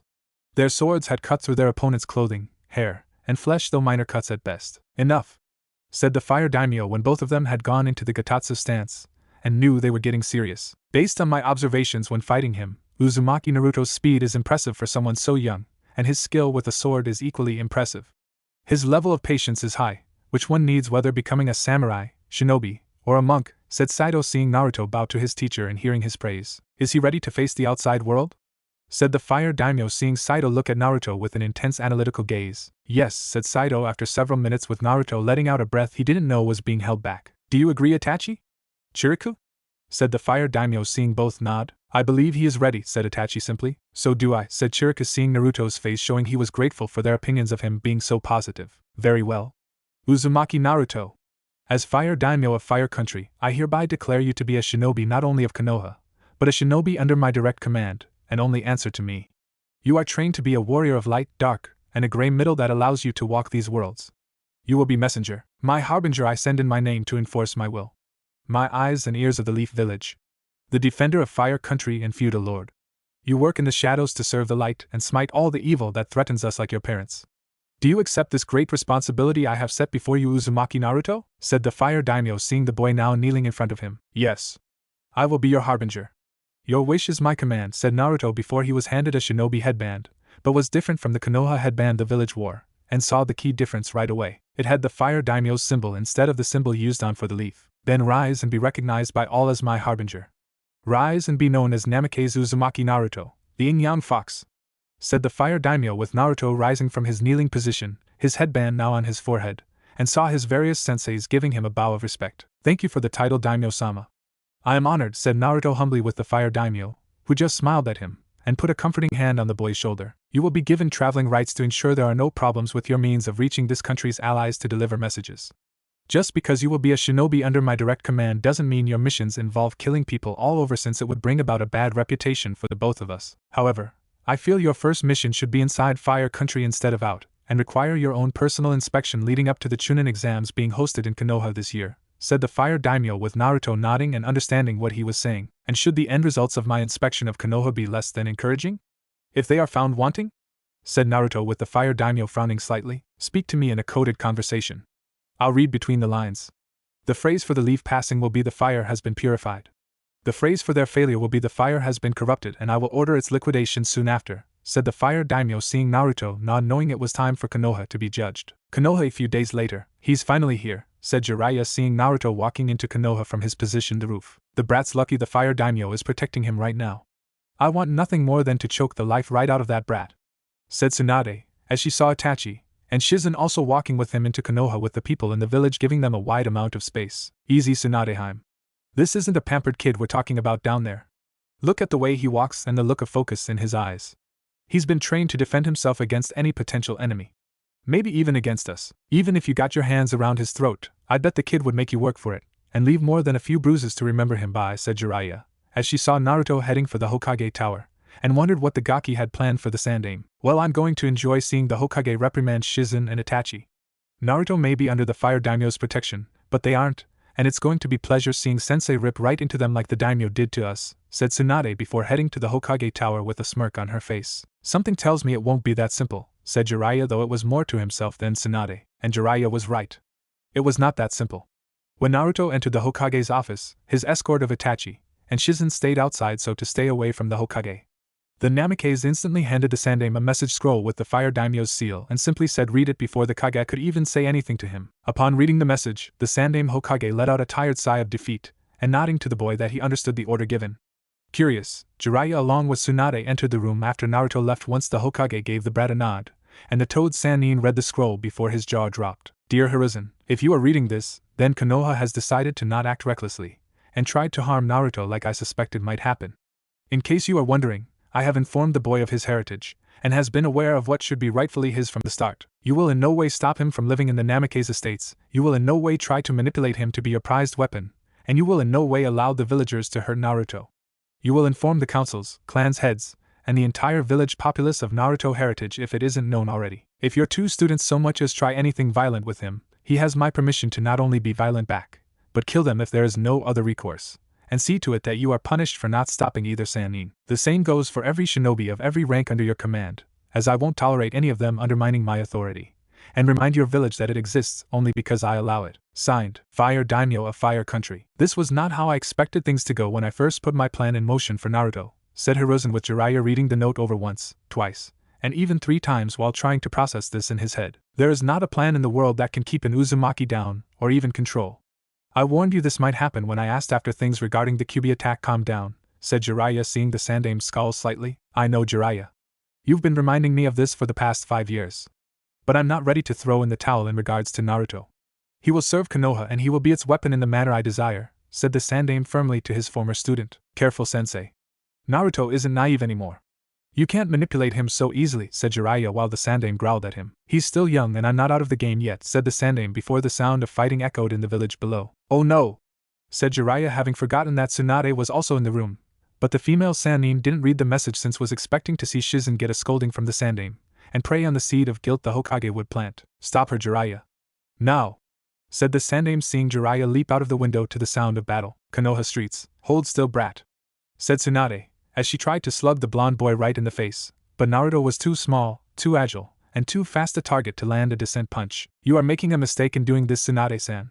Such behavior is unbefitting for my godmother, said Naruto with his words enraging the woman further, and trying even harder to land a head-exploding punch to the boy's skull. Shut up. You are the reason your mother is dead.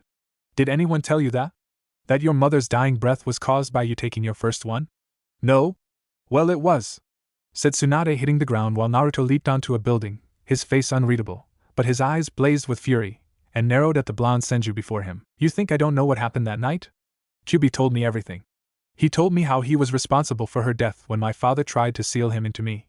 How the fox tried to achieve freedom, and not be caged again by trying to kill me so there was no one to seal him away. I know my mother took the clawed strike that was meant for me that night, said Naruto, as the Kurama had told him everything that happened, and even showed the boy his memories of it. It was hard to take such a moment in when Kurama had revealed the truth of that night, and his true name to be Kurama with Kyubi just being a title. Not that boy was going to reveal that to anyone, except the Fire Daimyo of course, as the feudal lord needed to be told the truth about this, and keep his teachers in the dark about that should certain forces try to extract information from their minds. If certain parties were to learn about what had happened that night, they might try to find a way to duplicate it regardless if the eyes of the Sharingan were involved, and thus make things worse in the long run should they decide to rip Kurama right out of Naruto's body. And you listened to him? Believed him? That wretched demon, who has slain so many, and been a bane on Konoha? Said Tsunade, ripping a pole out of the ground and getting ready to use it like a weapon, possibly a javelin from what Naruto could see judging by her stance with it. He's not the one trying to kill me for something that wasn't my fault, said Naruto like he was talking about the weather, and it pissed off Tsunade more. Tsunade, stop, said Jiraiya, as he appeared behind her, and summoned several armored toads that now surrounded her either side. Why? Give me one good reason why I shouldn't crush him right now, said Tsunade, as she continued to look at Naruto, and the boy looked back unafraid. Because if you don't, then the village suffers, and so will Sensei. The Fire Daimyo gave Naruto a message to give Sensei, and it states any attack on him is an attack on the feudal lord of Fire Country. A feudal lord, who owns the lands this village is founded on, and can take the right for this village to be here away, said Jiraiya with Tsunade struggling right now at the notion of letting Naruto walk away from her without a scratch. Fine.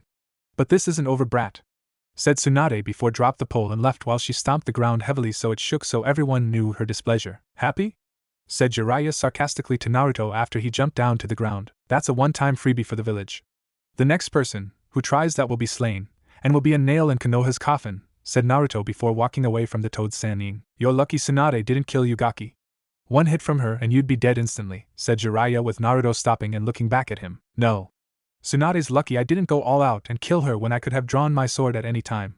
I may be young, but for the past 5 years I have been constant training, and honing my skills to one day surpass my father. I intend to see just how far I've become in that regard real soon, said Naruto before he was gone in a swirl of leaves with Jiraiya stunned. Appearing in another section of Konoha, the son of the Yondaime walked through its streets unafraid of its people, and what harm they might try to unleash on him. Many people were glaring, as they recognized him due to his whisker marks, and immediately began whispering curses at him. It was so pathetic in Naruto's mind, he almost felt sad for the fools, but then reminded himself that such an emotion would prevent him from being objective, and influence the overall decision to be made about Konoha's future, if Konoha even had a future. Stopping, Naruto turned to look into an alley to see some kind of fight going on against one person fighting many, and by the looks of things the outnumbered person was losing. Curious, yet cautious all the same, the blonde walked towards the group to find it was a drunk group of Chunin, and one Jounin holding down a single Kunoichi. Judging from the vest she wore, the woman was Chunin rank, and was from the Inuzuka clan if the marks on her face were any indication. Walking through the shadows of the alley, Naruto examined his surroundings for this area, and gauging how to fight these fools. Dumb bitch.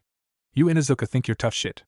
Well, you're not, said the Jounin of the group, who was clearly the leader of them, and stunk the most of booze. I'll kill you for this, said the Inuzuka woman, as she was bound by the group, and tried to fight them when they removed the Chunin vest with them hooting like the pigs they were. Even if she's wearing a black tank top under this vest, you can tell this bitch has got some nice tits, and not even a bra.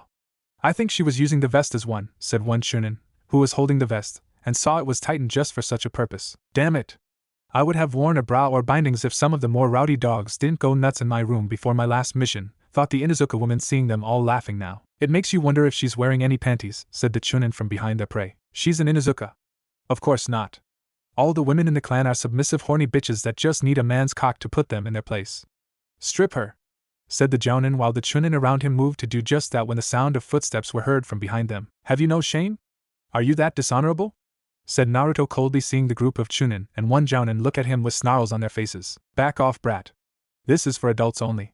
You may have a headband, but you're still a brat, and by the time your body is physically ready this bitch will already be used up, said the Jounin before going back to the Inuzuka and ripped her top open. This is your last chance. Walk away. Walk away or I will make you beg for death, said Naruto while his hand tightened and turned into fists while the leather fingerless gloves made a noise in the process. You're still here? Get the brat, said the Jounin with two of his Chunin buddies moving to remove the blonde from the alley and possibly rough him up elsewhere before getting back in time get their own shot in with their quarry. Fools, said Naruto coldly, as he moved swiftly against the two drunks moving against him, and one's arm while shattering the other's knee before having both their necks in his hands. Hey! Let them go, Genin. That's an order, said the Jounin while his two Chunin pals were being choked out by this upstart Genin. You have no right to command me, worm. I don't answer to a rapist, much less a rapist of Jounin rank in this village, said Naruto before the sound of two crushed larynxes echoed in the alley and the blonde dropped them. Get him. First one to kill the brat gets to take this Inuzuka's virgin ass, said the Jounin, seeing his other Chunin followers charge forward while the leader of the group held onto the Inuzuka woman painfully by her hair. There is only one thing worse than a fool, and it's a group of blind fools that follow him, said Naruto in an emotionless tone his Uchiha for sensei would be proud to hear. The group of Chunin didn't know what hit them, as Naruto unleashed his wrath upon them all, and struck without mercy. He broke one Chunin's leg in 3 places, followed by the rib cage in 5, and both arms in 6. Another Chunin was hit in the throat with a single punch and was slowly choking to death from the lack of oxygen. Naruto then took out the last 2 Chunin by stabbing them in the legs with kunai, cutting through the tendons of each limb before simply getting behind his foes and then striking their backs with those very weapons. Stay back!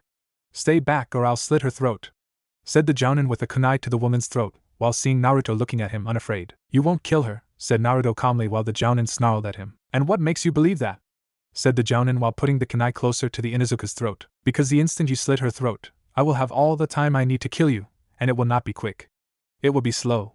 Painful. Every moment of every minute of every second will be that of untold agony.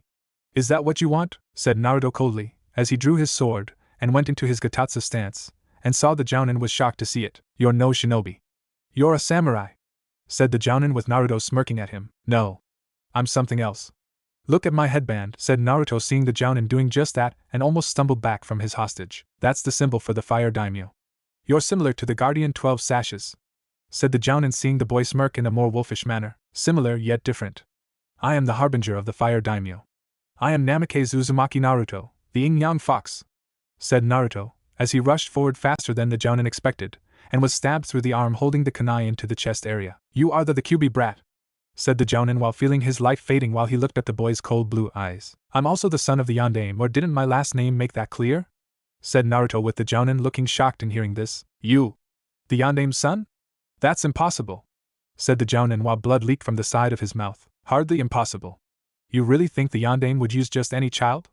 Who better to entrust the fox to than his own offspring? His progeny, said Naruto before twisting the blade to make the man cry out in pain before finally slumping to the ground dead. Pulling out his sword, Naruto flicked it clean of the crimson liquid, and then sheathed his weapon before walking over to the downed Inuzuka woman. She was in shock that he had just killed or crippled a group of Chunin and one Jounin in such a short time. What was left of her shirt covered her upper body enough to prevent him from seeing too much of the female body many perverts would get nosebleeds over, but it was clear the blonde wasn't interested in taking over what these rapists started, and freed her arms from their bindings before holding out a hand for her to take. Thank you for saving me, said the woman, as she took his hand, and he easily lifted her off the ground in an instant. You shouldn't have been put through that, said Naruto seeing her nod before the area was covered with shinobi in the area. You are under arrest for assault, murder, and attempted rape of Konoha shinobi, said a female A&B wearing a Nico mask with her unit at the ready and several other shinobi providing support. Wait. They tried to rape me. He saved me, said the Inuzuka while some of the leaf shinobi looked at each other with skeptical looks. This kid? Said one of the A&B wearing a hawk mask. The boy is the rapist. He has the woman under a genjutsu. Kill him.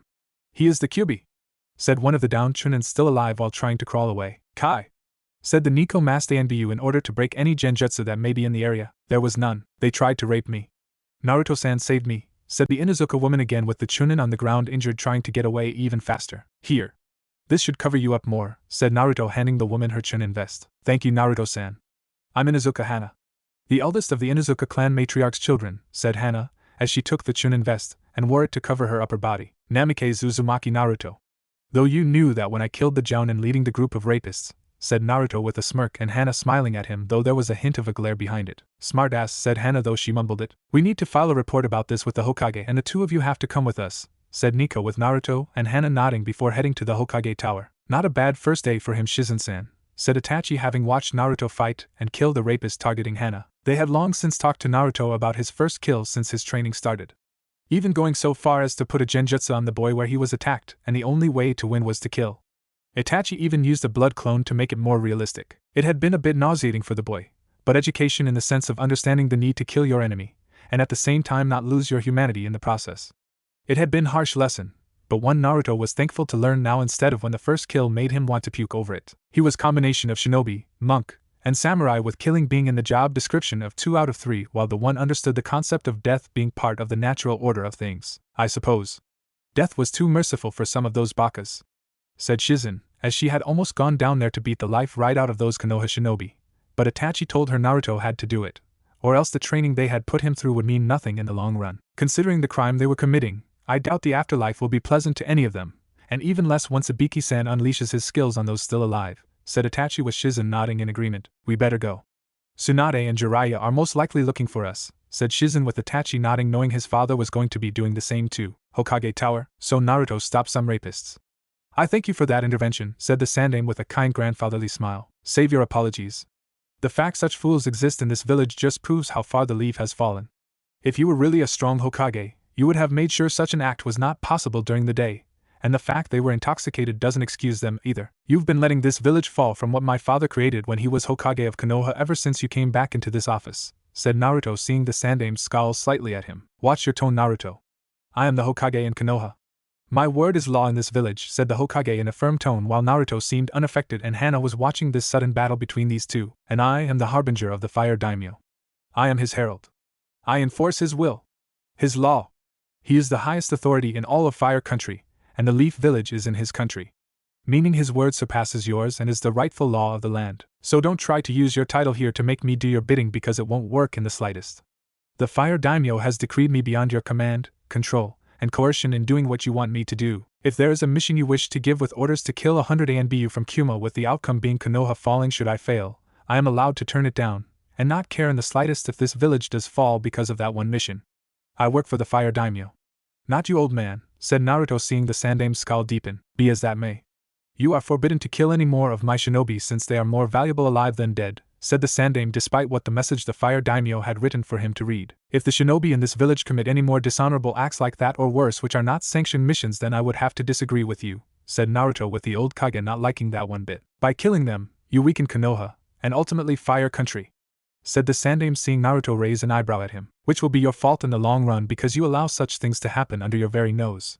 What punishment would you have given those rapists had I not intervened and they had been caught already violating this woman? Said Naruto, seeing Hana stiffen, knowing that shinobi response time to incidents in the village had been getting slower, and it was pure luck the blonde had come to her rescue. They would have been taken to Marino Ibiki, who I'm sure you have heard of, and know he is not someone to cross when sent his way, said the Sandaime, seeing Naruto nod, but he was hardly impressed with the punishment, and in a way so was Hana. And? Asides from what other punishment would you unleash on them? Said Naruto, as he wanted more than just the infamous man of the torture and interrogation department, and something more realistic. I don't know what you mean, Naruto. Ibiki has put people in the mental hospital, said the Sandaime Hokage, seeing the boy scowl. That's not enough. They should be publicly executed, said Naruto simply, like it was the easiest answer in the world. That's a bit extreme, Naruto, said the Sandaime, seeing the boy scowl at him now. One of my teachers follows a simple yet strict code. The code he follows is swift death to evil, and that means everyone committing acts evil must be slain, said Naruto, seeing the Sandaime was shocked someone like that had taught the boy. Many in Konoha and on the councils would argue that you should be put to death under that same code, said the Sandaime, with Naruto scoffing at him. Then the people in Konoha and your councils don't understand the principle of the code taught to me by my sensei, said Naruto, seeing the Sandaime scowling further. You're talking about killing someone for doing an evil act when they could easily regret it later on. We must show mercy when permitted, said the Sandaime, seeing Naruto now have a deeper scowl of his own. Like the mercy you showed me? Like the villagers showed me? Like the shinobi in the village showed me? My father and mother wouldn't exactly be jumping with joy at what you tried to do, said Naruto, with the Sandaime forcing his face not to make a snarl-like look, though the blonde could see the facial muscles moving to do it before then. Your father and mother entrusted you to me so the village would be protected. I did what I had to do, said the Sandame, seeing Naruto's eyes become cold like glaciers in the Arctic, with the room suddenly feeling just as cold. Hana was looking between the two and felt like a fly on the wall that shouldn't be here listening to this. She couldn't leave now. Oh Kami, no! If she so much as moved a hand, a leg, or so much as talked, it would redirect the two in her direction. I feel like I'm in a soap opera, thought Hana, since these two were glaring at each other to the point where she once suspected kunai would shoot out of their eyes. If that were true, then you wouldn't have revealed I was the Kyuubi Jinchuriki, and just had me listed as an orphan like all the other children in that place. If what you just said was true, then you wouldn't have had my godparents access to my inheritance, and let the village spend what was not theirs to take from me. Do you think my parents would have wanted that? Do you think they would have tolerated that? Said Naruto, seeing the third Hokage's facial muscles trying to form a snarl now. The village comes first, Naruto. Konoha's survival requires you make sacrifices so that this village stays strong, said the Sandame, seeing Naruto scoffing at him like he was an idiot. So according to that line of thought, you would agree without question that it's okay for Konoha to survive if it required the entire Sarutobi clan to die horrible, painful, and all-around inhumane deaths. That they should all suffer without being told why. Only that they should die, and they should die slowly, said Naruto, seeing the Sandame scowling at him. That's not what I meant, said the Sandame, with Naruto raising an eyebrow at him. Are you saying that because I'm wrong? Or are you saying that because I used your own family as an example? Said Naruto, seeing the Sandame snarling now. Both, said the Hokage angrily, with Naruto just smirking now while moving to the door to leave. They should call you the hypocrite of shinobi, said Naruto while letting out chuckle at the Sandame's expense. Watch your mouth, boy. You will respect me while in Konoha regardless of your unique rank, said the Sandame, with Naruto's smirk growing. You talk of respect, but I don't see the need to give it to an old hypocrite for a Hokage, and never will, despite your desire to control me. I am not this village's personal weapon. I am not your pet. You and the rest of the Leaf Village live at this very moment because I allow it. When my inquisition regarding Konoha is over, the Fire Daimyo will decide if he should spare the Leaf his wrath, or more than likely burn it down, said Naruto, as he left the room, and ignored the Sandame, looking ready to blow a blood vessel in his head. Insolent child. Konoha lives because he allows it? He lived for the first 7 years of his life because I allowed it. No matter. I will see to it the boy works for Konoha one way or another before making the daimyo regret his interference in taking this village's main weapon away, thought the Sandame before eyeing Hana in the room, and realized the entire time he had been talking to Naruto had steered the reason for the boy being there with the Inuzuka. If you'll excuse me, Hokage-sama, but I'm going home now, and speak to my mother about the incident, said Hana before she was gone in a swirl of leaves. Great. Now Tsum will have an interest in protecting Naruto for saving her daughter's life, thought the Sandame, knowing the Inuzuka clan was not a clan to mess with and anyone they supported had significant sway with the other clans. The Sandame knew with the Inuzuka clan supporting the boy, then the Aburame clan would take an interest too, and it would continue from there until all the clans followed in their footsteps. The Hyuga clan could halt the sway of clan support if he could find a reason to smear Naruto's actions in some way that would earn him scorn from a few of the clans. It would divide the clans in terms of their support of each other, and could give those that mattered a sympathetic shoulder to lean on while asking for support on certain matters. Unfortunately, there were no Hyuga in any place in, or out of the village that could be manipulated into scorning Naruto before letting it spread like a disease. But how? Who among the Hyuga clan could possibly provoke the boy and make the damn Uzumaki brat look like villain? Thinking over the list of Hyuga out in the village, who he could use against Naruto, the Sandame found there was only one such Hyuga at the moment, and used the boy to his advantage. His name? Hyuga Niji, Rookie of the Year from the previous graduating class. All the Hokage needed was an opening where Niji would welcome the idea of fighting and wounding Naruto to the point where the boy would lose face with the daimyo upon the feudal lord seeing how pathetic the boy is without Konoha. That the boy should stay in the Leaf and be re-educated so the Kyuubi Jinchuriki could become a proper shinobi instead of this abomination the Fire Daimyo had created. Whatever Naruto had become was something that the Sandame considered a combination of things that should not be put together, and intended to fix that so the boy was the village weapon the way he saw the Jinchuriki should have been. Submissive? Loyal, completely dependent on Konoha for everything, and should the boy actually succeed in becoming Hokage? Well, the Sandame would have put measures in place before his second attempt at retirement, or even death stopped him from making sure Naruto's time being Hokage was a short one. Minato had surpassed him in everything and at such a young age too. It hurt the third Hokage's pride knowing all he had accomplished leading up to his retirement had been overshadowed by Jiraiya's student during the last Shinobi War. It was not even his own choice to have Minato become the Yondaime Hokage in the first place despite what many thought about the decision. It had been forced by the people in Konoha when they had learned of the Sandame Hokage seeking to retire and a successor to the title of Hokage being looked into. The Sandame had actually planned to give the title of Hokage to Orochimaru, but the people were openly supportive of Minato during the war, while many felt the snake Sanin's appearance to be disgusting, and the discovery of the man's twisted experiments had forced his favorite student to flee from Konoha. The Minato wanted to confront Orochimaru himself, but the Sandame convinced the young Hokage it was a matter between a teacher and his favorite student in hopes of resolving things peacefully. Of course, the Sandaime had no intention of killing his old student, as the Sanin had been cheated out of something that was rightfully his to have, and he also knew Minato would have killed Orochimaru without hesitation. Orochimaru knew this too, as he had been warned ahead of time by the Sandaime himself of the impending raid, and made it look like the aging former Hokage failed to kill the Sanin due to a sense of fatherly-based sentimentality. The ANBU that had been killed in that room had made it all the more real in believing that was the case. In fact, the dead ANBU in that room were the only ones capable of sensing the deception the two played, and would have reported it to Minato had any of them been allowed to live. Namake's estate some time later, Naruto looked around. The place was dusty.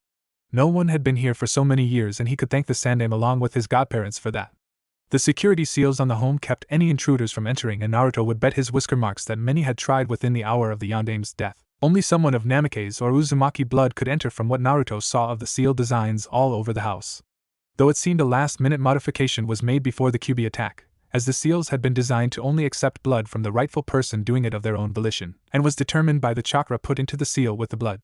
Since Naruto's chakra had been influxed during most of his horrible childhood due to Kurama, any such attempt to use him with his blood would have failed, and no doubt anyone with the desire to raid this home would have to wait until around this time when it was even remotely possible. I have a lot to do here and not enough time, thought Naruto while seeing a picture of his parents on a piece of furniture with some other pictures.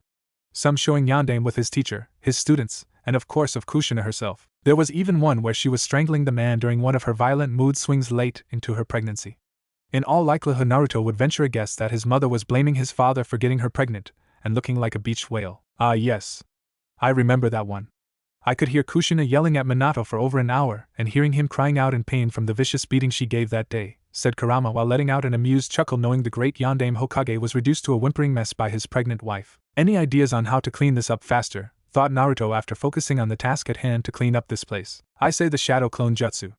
It's a good thing Itachi knew how to use that jutsu for when he wanted you to multitask in your training regiment with him, said Kurama with Naruto smirking at him. Did you just compliment an Uchiha? Thought Naruto with a grin on his face, and the fox just growled at him. You're never going to let me live that one down, are you?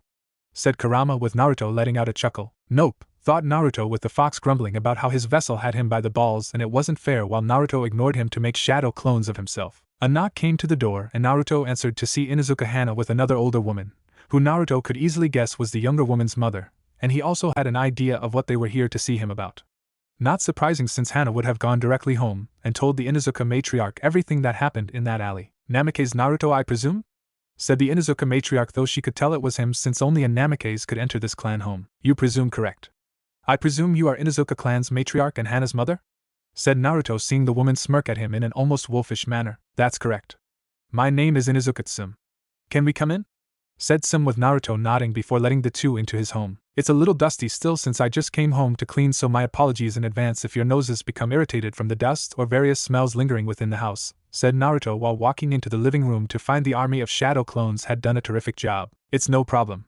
I'm surprised you can make shadow clones or know how to clean given you're so young, said Tsum with her and Hana watching the army of Naruto's working to make the place shine. The shinobi monks at the fire temple were excellent teachers, said Naruto, which was true, and had done many hours of cleaning like the other shinobi monks at the temple. I bet. Listen, the reason I'm here is because I wanted to thank you for saving Hana from the horrible act those bakas were about to do, and the overall shame the village would have made her face, said Tsum with Naruto looking confused and Hana squirmed a bit with nervousness. I don't understand, said Naruto seeing Tsum nod since he was young and did not fully understand the politics of clans within Konoha and their connection to the village. I'll explain. Had Hana suffered through that, the Jounin along with his Chunin buddies would have no doubt done more than just defile her body.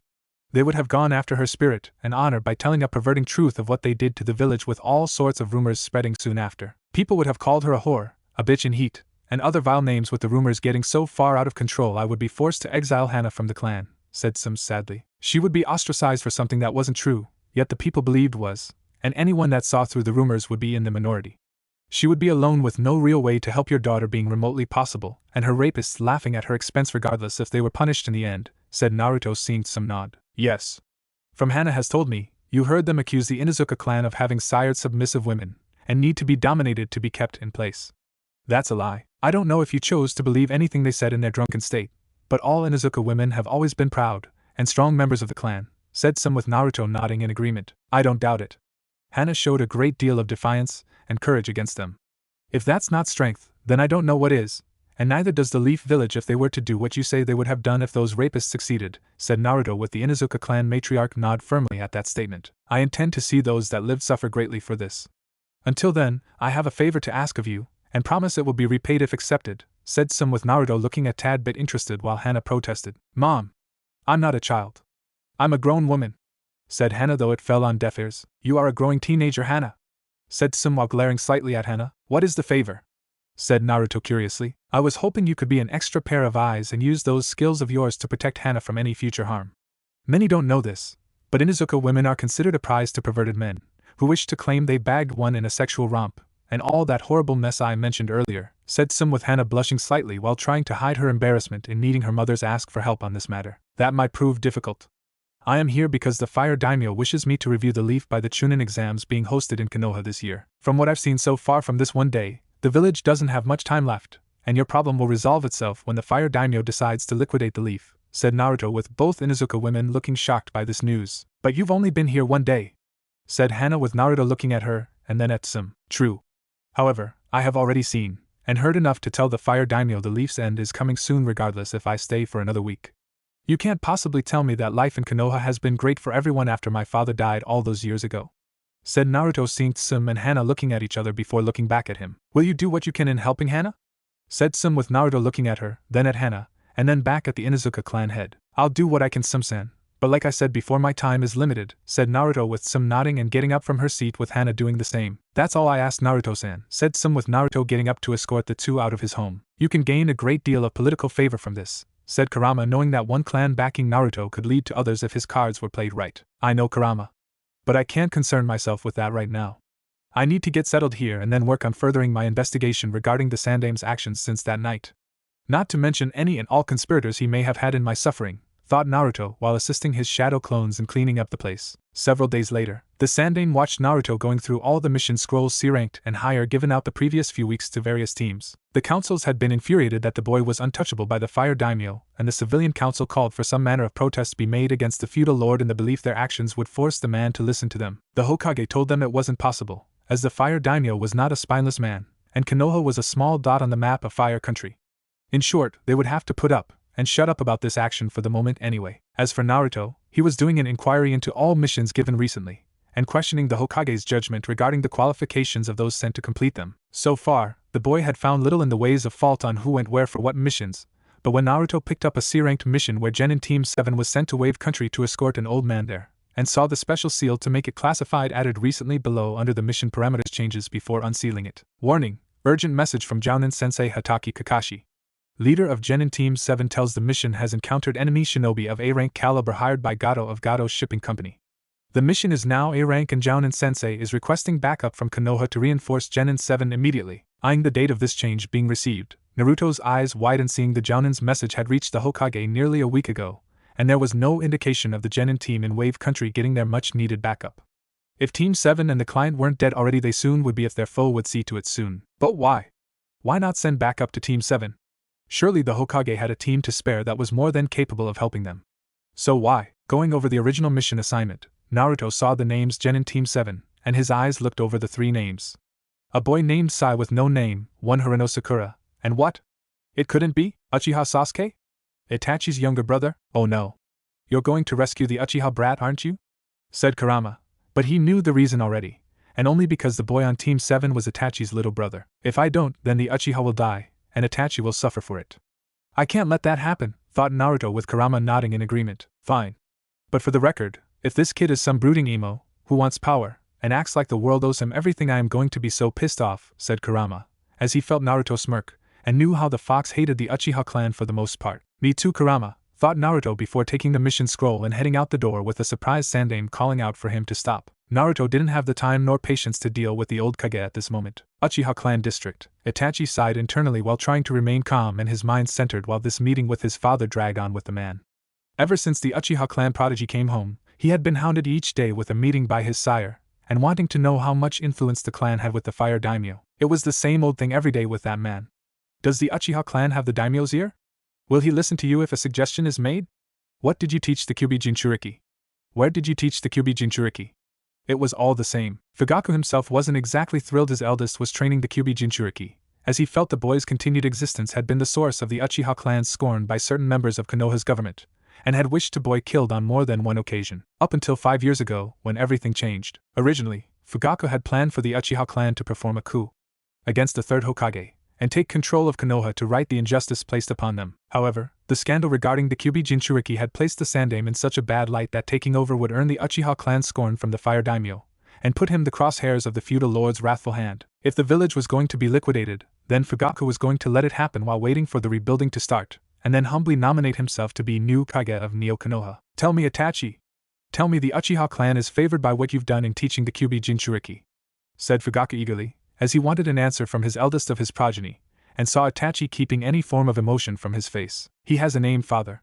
Call him by it, said Itachi, as he saw Fugaku scowling at him, and knew his father did not want to even call Naruto by his name. What did you teach Naruto? Said Fugaku with the man trying his hardest to say boy's name, and even remembering it. Nothing you need concern yourself with, father. I didn't reveal any secrets regarding the Sharingan, said Itachi, though technically he did in regards to countering the Sharingan with the help of the shinobi monks at the Fire Temple, using the basic principle behind the Sharingan requiring eye contact from the enemy to work properly. Don't look at the Sharingan, and its powers can't work on you. What about the Fire Daimyo? Is he impressed with what you've done? Impressed with the power of the Uchiha clan? Said Fugaku, seeing Itachi look away from him. He is impressed with me, father. Not the Uchiha clan. Apparently his opinion of the Uchiha clan is barely higher than the Sandaime Hokage at the moment, and I think we both know why, said Itachi before looking back at his father with cold and narrowed eyes. And what does that mean? Said Fugaku while losing whatever patience he may have had with his eldest. You know what I'm talking about, father. The night of the Kyuubi's attack, you along with mother were not around, and we both know why. Do not insult my intelligence. I am well aware of what you did that night. Who you met that night. You only brought mother along with you in the off chance he would wish for his payment to be her body, said Itachi at his father, who scowled at him, but kept his mouth shut, and it was a good thing too since Naruto entered the room. We need to talk, Itachi. It's about your younger brother, said Naruto, which got him the attention of both Uchiha in the room, and tossed Itachi the mission scroll. What? What happened to Sasuke? Said Fugaku, as he had focused on Sasuke ever since Itachi left to train the Kyuubi Jinchuriki, and hoped to get 2 prodigal offspring to help bring further greatness to the Uchiha clan. Ever since Itachi left to train Naruto, the younger of the 2 siblings was trying harder with each passing day to get out of his older brother's shadow, and not be referred to as Itachi's little brother all the time. Sasuke had tried to get in contact with Itachi, but he had no way of knowing where the man had gone, and Itachi himself didn't send any kind of message to Konoha for anyone to read. Their father didn't care at the time, as he kept on praising Itachi, and giving some slight positive comments to Sasuke every so often, though many would compare it to giving the clan head's youngest progeny scrapes if compliments were food. Probably because Sasuke had yet to activate his Sharingan to become a true member of the Uchiha clan like all those before him had done. Are you certain a team wasn't sent to back them up? Said Itachi, though even he knew the answer right way, since the Hokage would have added another scroll to this with the names of the teams sent to support Team 7. I'm sure.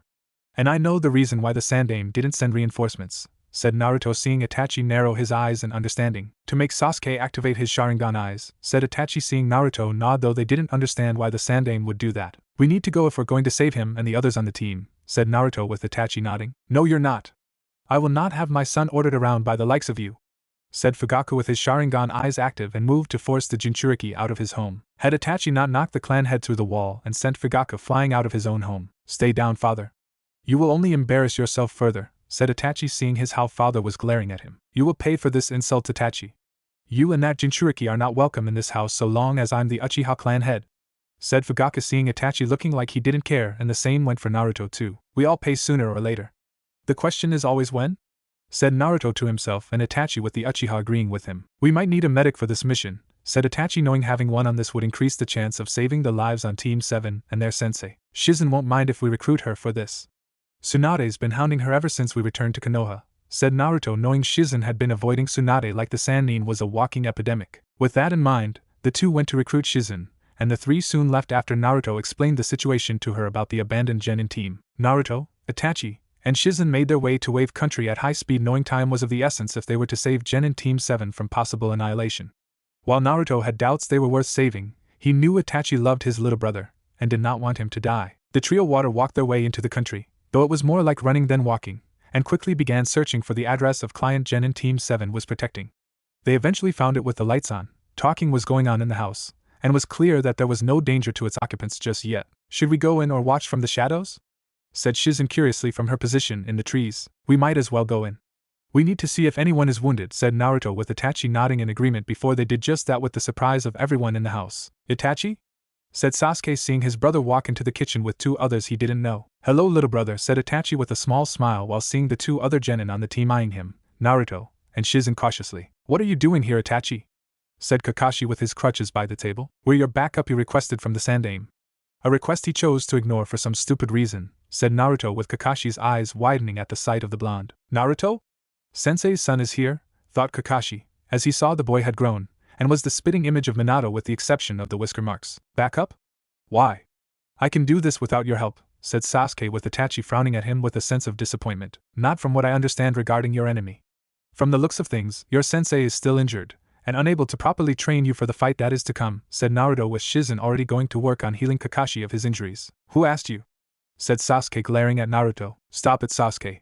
Naruto-san is right, said Itachi with Sasuke looking shocked that he would stick up for the blonde. Our enemies are Momochi Zabuza and an unknown shinobi wearing a Mist Hunter Nin uniform complete with mask, said Kakashi before telling the trio what happened after fighting the demon brothers with Itachi already thinking things over in his head. Considering the injuries Zabuza himself sustained, his injuries will be healed by the end of this week at the very least, and I'm willing to bet he'll want a rematch by that time. What has me concerned is the fake Hunter Nin, since all we know about the person is he or she has skill in throwing Saban needles and at vital points of the body, said Itachi knowing that it takes skill to hit such points in the neck and knowing it would fool an enemy shinobi. What kind of training have you given them? Said Shizune to Kakashi seeing the man look a bit sheepish. Well, to be honest, I've been working on their teamwork up until this mission and had them do tree walking during my time being unable to move around, said Kakashi with the trio looking at him with are you serious? Look on their faces. That's it. You didn't do anything else the whole time you had this team? Said Naruto, as he saw Kakashi looking more embarrassed by the second, and probably wishing Zabuza had killed him in their fight. The team really needed to work on teamwork and this was a C-ranked mission when we left, said Kakashi with Naruto frowning along with Itachi and Shizune. Saito-sensei once said hope for the best and prepare for the worst, Kakashi-san. It's clear you only did half that. What if they died? Both the team and the client? Said Naruto with Kakashi sighing knowing that was true. I know. I asked the team what they wanted to do and they voted to press forward, said Kakashi with Itachi shaking his head, Naruto sighing, and Shizune was resisting the urge to smack the now healed Jounin in the back of the head. Aside from the fact you shouldn't have even let them vote over this kind of, what were the reasons behind their decisions to press forward? Said Naruto with Kakashi turned to look at his students, who glared at him, and knew they didn't want their reasons to be known. Well, Sasuke wanted to prove he was no longer in Itachi's shadow. Sakura wanted to go because Sasuke wanted to go, and Sai well he just smiled so I took it his answer as a yes to the question of wanting to continue on the mission, said Kakashi with Naruto having done a face palming and Itachi's eyebrow twitched. This time Shizune did smack Kakashi in the back of the head. Baka! Said Shizune with Kakashi rubbing his head. Your team is only a few months old, Kakashi. You should have focused on more than just teamwork, said Itachi with Kakashi sighing knowing the Uchiha prodigy was right. I know. It's just I guess I wanted them to surpass all the expectations set for them like I first did when becoming a genin under Minato-sensei, said Kakashi while Itachi shook his head. You were in the middle of a war when becoming a genin with Minato being your sensei, Kakashi. Combat from the war and training during the war helped you achieve your rank of Jounin ahead of others in these times of peace, said Itachi knowing Kakashi was the level of Jounin due to the many missions he went on with the training Minato put him through. Point taken, said Kakashi while looking over at Sasuke currently scowling at Naruto for being so close to Itachi. Why are these two here? Said Sakura while eyeing the woman like she was some harpy trying to seduce the Uchiha on her team. I'm a medic Nin and Naruto felt my help might be needed in the event anyone here was severely injured, said Shizune seeing Sakura look at the blonde in shock and a bit in fear like he was some mass murderer. Naruto? As in the demon boy Uzumaki Naruto my mother warned me about. Sakura while Naruto narrowed his eyes at her. That's Namikaze Uzumaki Naruto to you. The information your mother has about me is not only outdated it is completely inaccurate, said Naruto with the girl scowling at him for denouncing the woman on the civilian council. Father doesn't speak very highly of you, said Sasuke at last and Naruto just raised an eyebrow at him. And why is that? Said Naruto while Itachi was watching them interact with interest. Father wouldn't tell me. He just said that you were a bane on Konoha and on the Uchiha clan for what you held, said Sasuke with Naruto looking slightly to Itachi and then back at the man's sibling. Well, my absence from Konoha and recent actions at your house didn't exactly make him change his opinion of me, said Naruto though it was more to Itachi than Sasuke. Father is not what you call a humble man, said Itachi with Sasuke scowling at the two of them. Don't put my father down. He's the head of the Uchiha clan, said Sasuke defiantly at them. Foolish little brother, said Itachi before he walked over to Sasuke and poked the boy in the forehead like he used to do years ago. Oh, said Sasuke while scowling at Itachi. Tazuna, if you are not too drunk right now we need to discuss some things with you in private about your current situation, and how to handle it from a different angle, said Naruto, seeing the old bridge builder nodding slightly while wondering how this could get any more complicated. Like what? Said Tazuna, knowing this new group had something in mind. Removing Zabuza's employer, said Naruto, seeing Tazuna's eyes widen along with the rest of the people in the room. You want to kill Gato? Said Tsunami while Itachi nodded. With Gato killed, then Zabuza will have no reason to kill you due to the contract being void, and I have a suspicion this businessman does not pay someone unless it's in his best interest. Chances are, he'll backstab Zabuza during the inevitable confrontation, and will make things more complicated if you are weakened from the fight, said Naruto simply, with Inari, who was Tazuna's grandson, scoffing at the idea, and the Kyuubi Jinchuriki saw disbelief in the boy. You can't kill Gato. He's invincible, said Inari, with Naruto shaking his head. No one is invincible, said Naruto, with the boy scowling at him. What do you know? You don't know what suffering truly is, said Inari, which made Naruto's eyes widen, and then narrow dangerously, with his eyes flashing from blue to crimson red. What did you just say? Said Naruto before appearing in front of the boy and picking him up by his shirt. Naruto, said Itachi, with Shizune looking at Namikaze and saw the eyes flashing two colors with rage flowing right out of them. Shut up, Itachi. I don't know what suffering is. Let me tell you a story about suffering, child. I have lived a life of pain and suffering before you were even born. For 7 years of my life I had no one to comfort me when I was sad, to help me after a mob of people beat me within an inch of my life, hating me for something that wasn't my fault, and the powers that be were secretly allowing it so I would be the village's submissive secret weapon. On your birthdays you got presents, laughter, and a family to wish you happy birthday, repeatedly. Do you know what I got on birthday? Someone tied me up, in the center of one of Konoha's training fields, bathed me in oil, and set me on fire. On fire! Do you know what a charred body smells like, boy? I do. Mine. I was 6 years old. The only reason I'm not a charred corpse right now is because that man standing behind me is one of a handful of shinobi, who actually did their job, and stopped things from happening long enough for my healing factor given to me ironically from the source of the village's hatred could slowly kick in. But make no mistake, I know what suffering is, and I will not allow some whiny brat say they're the only one in this house, if not this very country, say no one else knows what it means to suffer, said Naruto before slowly putting the boy down and left the house with no one speaking. Did that really happen? Said Tsunami while images of Kaiza being tied up without his arms before his execution came to the forefront of her mind. Yes. Naruto is much stronger than you will ever know. What he holds back is a force of nature unlike anything you could possibly imagine, and the people of Konoha have done nearly everything in their power to unknowingly unleash it in the belief they can control such a thing through him. Such is the dreams of arrogant fools. I have nothing else to say on the matter, said Itachi before he looked at Shizune, who nodded before going after Naruto, and help him calm down. With Naruto sliced through several trees with his sword. There was enough lumber here to build a small cottage with enough for an outhouse. He had been at this now for several minutes while trying to sort out his emotions over what that weak child spewed from his mouth like he was all-knowing. Tazuna's grandson wouldn't have survived a week living the life of a Jinchuriki. His whole country is suffering and all he thinks about is himself, thought Naruto, while he sliced through another tree with ease. Naruto, said Shizune, as she just had to follow his chakra signature, and the sound of him destroying the trees around him. Itachi sent you to scold and keep me calm, didn't he? Said Naruto before sheathing his blade and turned to face her. The second part. Not the first part. Though you shouldn't have told him to shut up, said Shizune with Naruto nodding. I'll apologize to Itachi when I get back. It's just that boy doesn't know what he's talking about, and I just got so angry at him when he talked like his life is so much worse than ours, said Naruto with Shizune nodding. I know. I understand, Naruto. So does Itachi. We both want to help you and to be happy in life, said Shizune, seeing Naruto smile and surprisingly give her a hug. Ever since you came to the Fire Temple, you have always cared and guided me more than I could have hoped. I didn't have the heart to say this until now, but in a way you have been like a mother to me, and I want to know if you would consider me your son? Said Naruto with Shizune slightly shocked by this confession, but even she realized that it was true, and couldn't deny some measure of paternal instinct in helping him. The moment Naruto knew Shizune could be trusted, he latched onto her like she was a lifeline, and seeking approval in everything he did.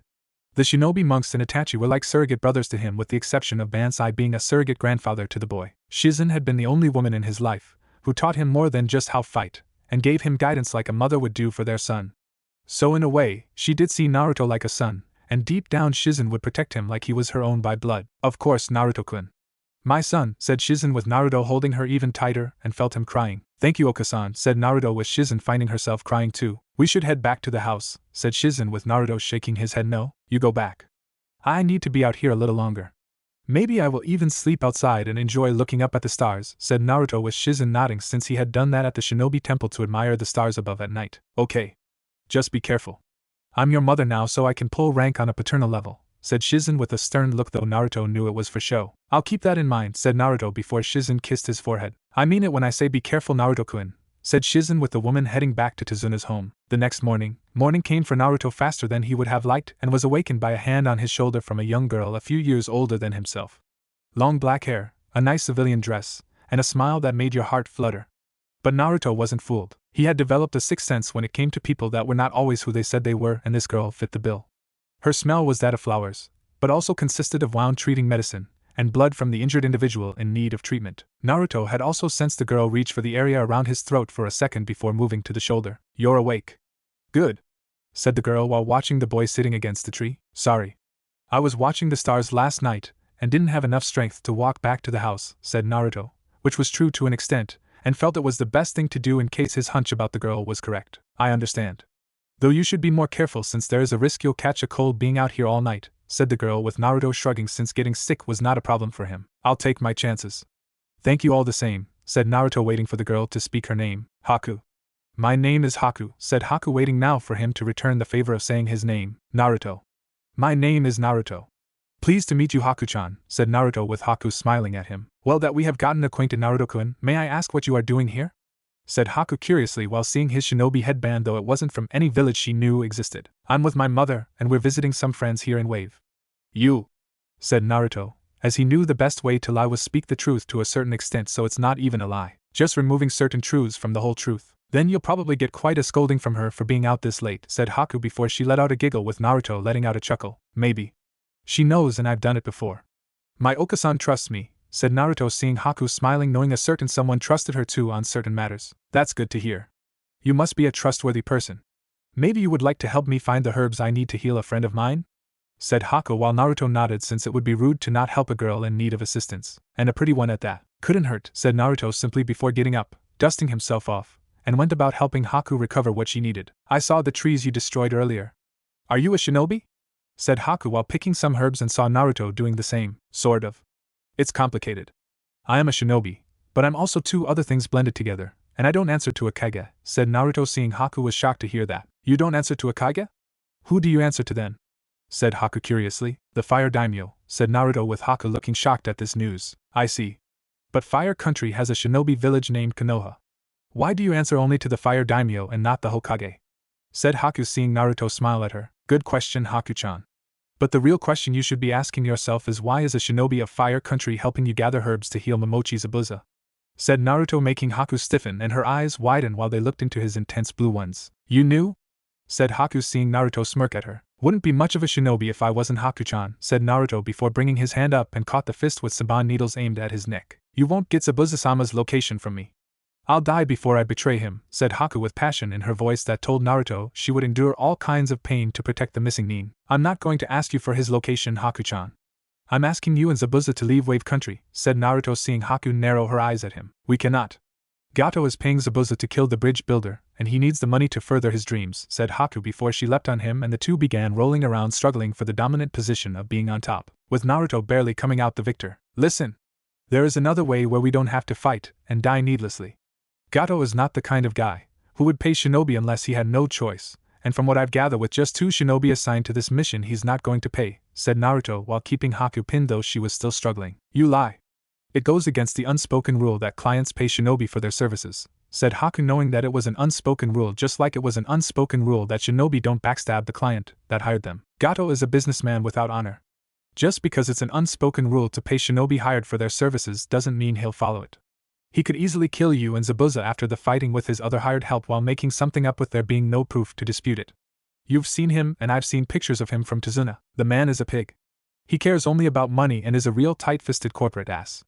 Do you really believe the man will pay Zabuza when it's cheaper to kill him in a weakened state once the mission is over?"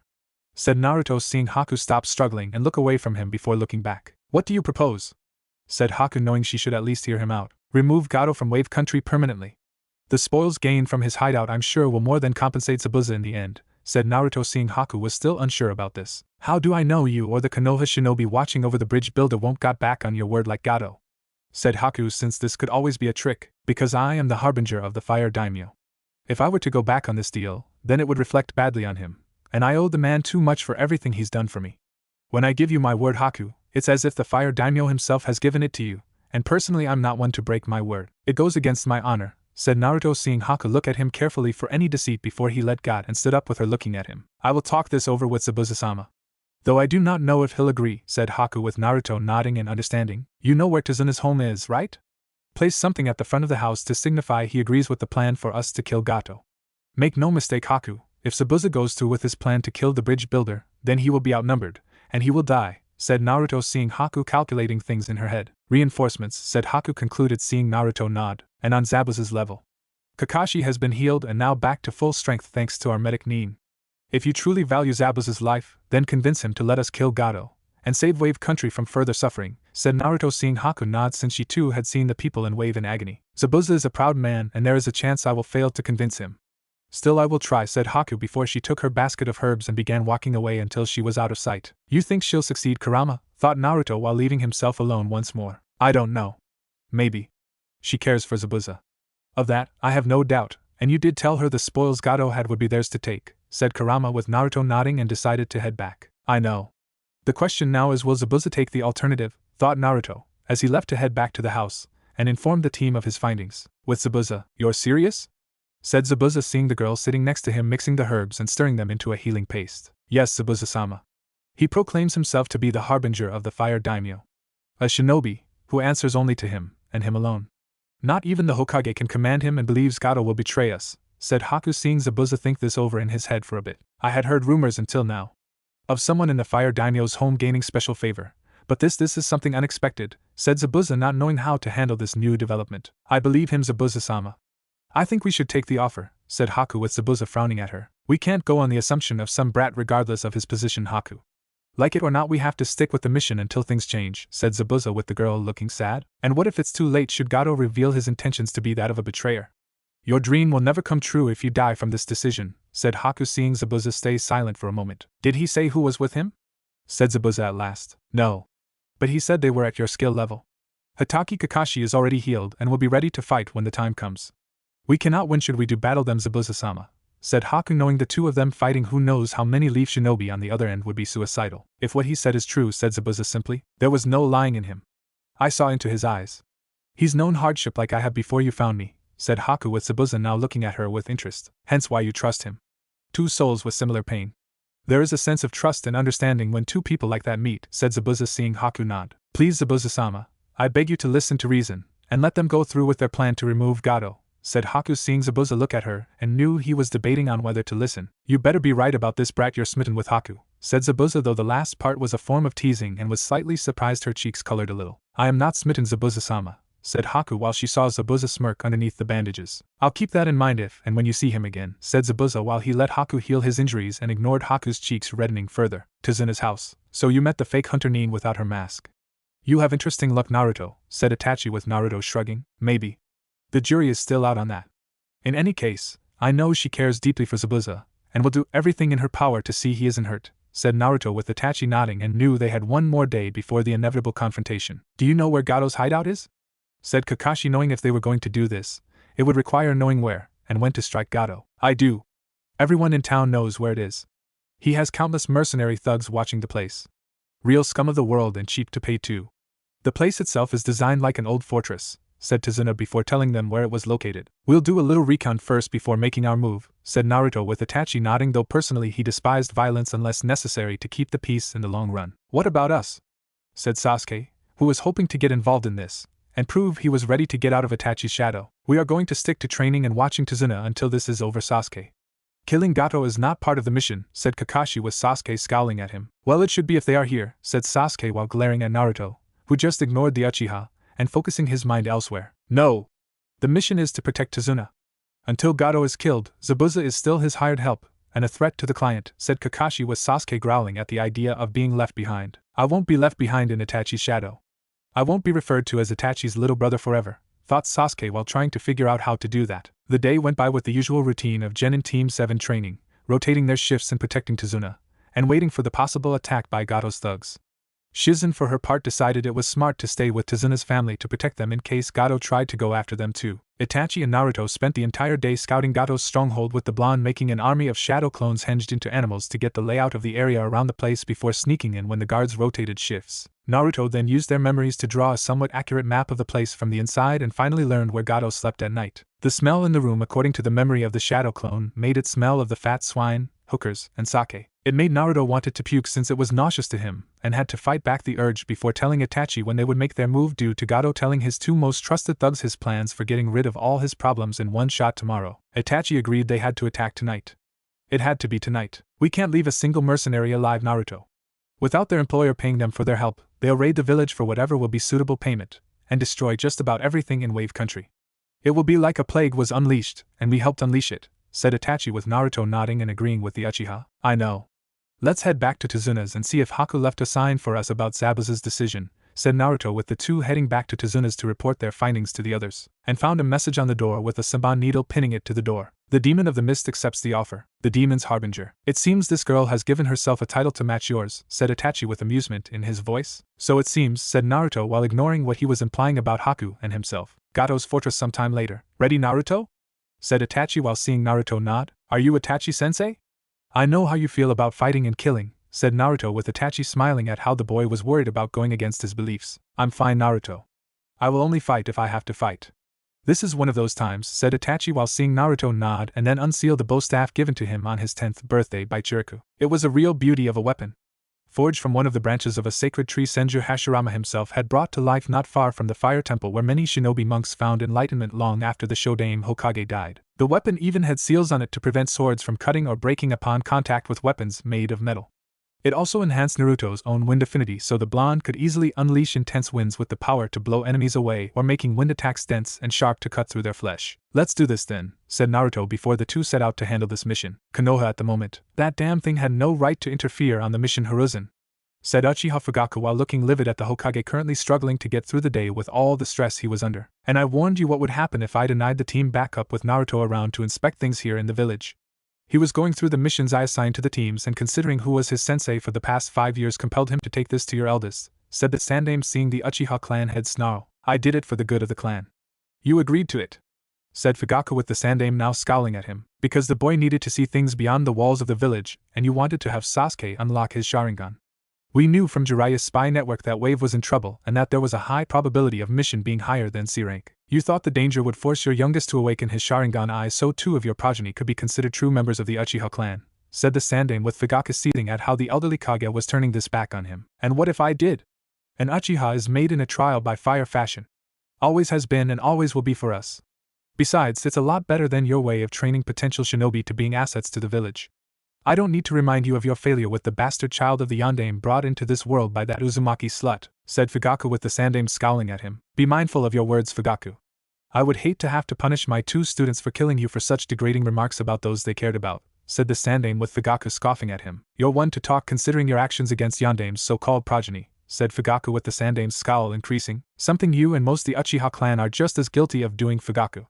I don't need to remind you only one Uchiha among your clan has Naruto's favor while the rest have only his scorn, said Hiruzen with the Uchiha clan head sneering. And I don't need to remind you how your son was ordered back here to run a genin team instead of being at the Fire Daimyo's palace to guard him, said Fugaku knowing that was a wound aimed at the Sarutobi clan's pride. The Fire Daimyo had ordered Sarutobi Asuma back to Konoha when Hiruzen's offspring continued to inquire about Naruto's whereabouts despite the feudal lord of Fire Country ordering the matter dropped. Chiriku had felt his fellow guardian 12 comrade in arms was finding his loyalty to his Hokage for a father outweighing his loyalty, which was meant for the Fire Daimyo, and decided to inform the ruler of Fire Country of this. Hence why Asuma was ordered back to Konoha under the pretense that the man should be in the Leaf training a genin team like his father before him. The Sandaime wasn't thrilled since his son was able to catch glimpses of Naruto during the past 5 years, trying to gauge the boy's training progress, but sight alone, and for only a few minutes at best wasn't a real assessment of someone. I am well aware of the fact, Fugaku, but let me remind you that Naruto is the one that holds both of us, and our families in contempt.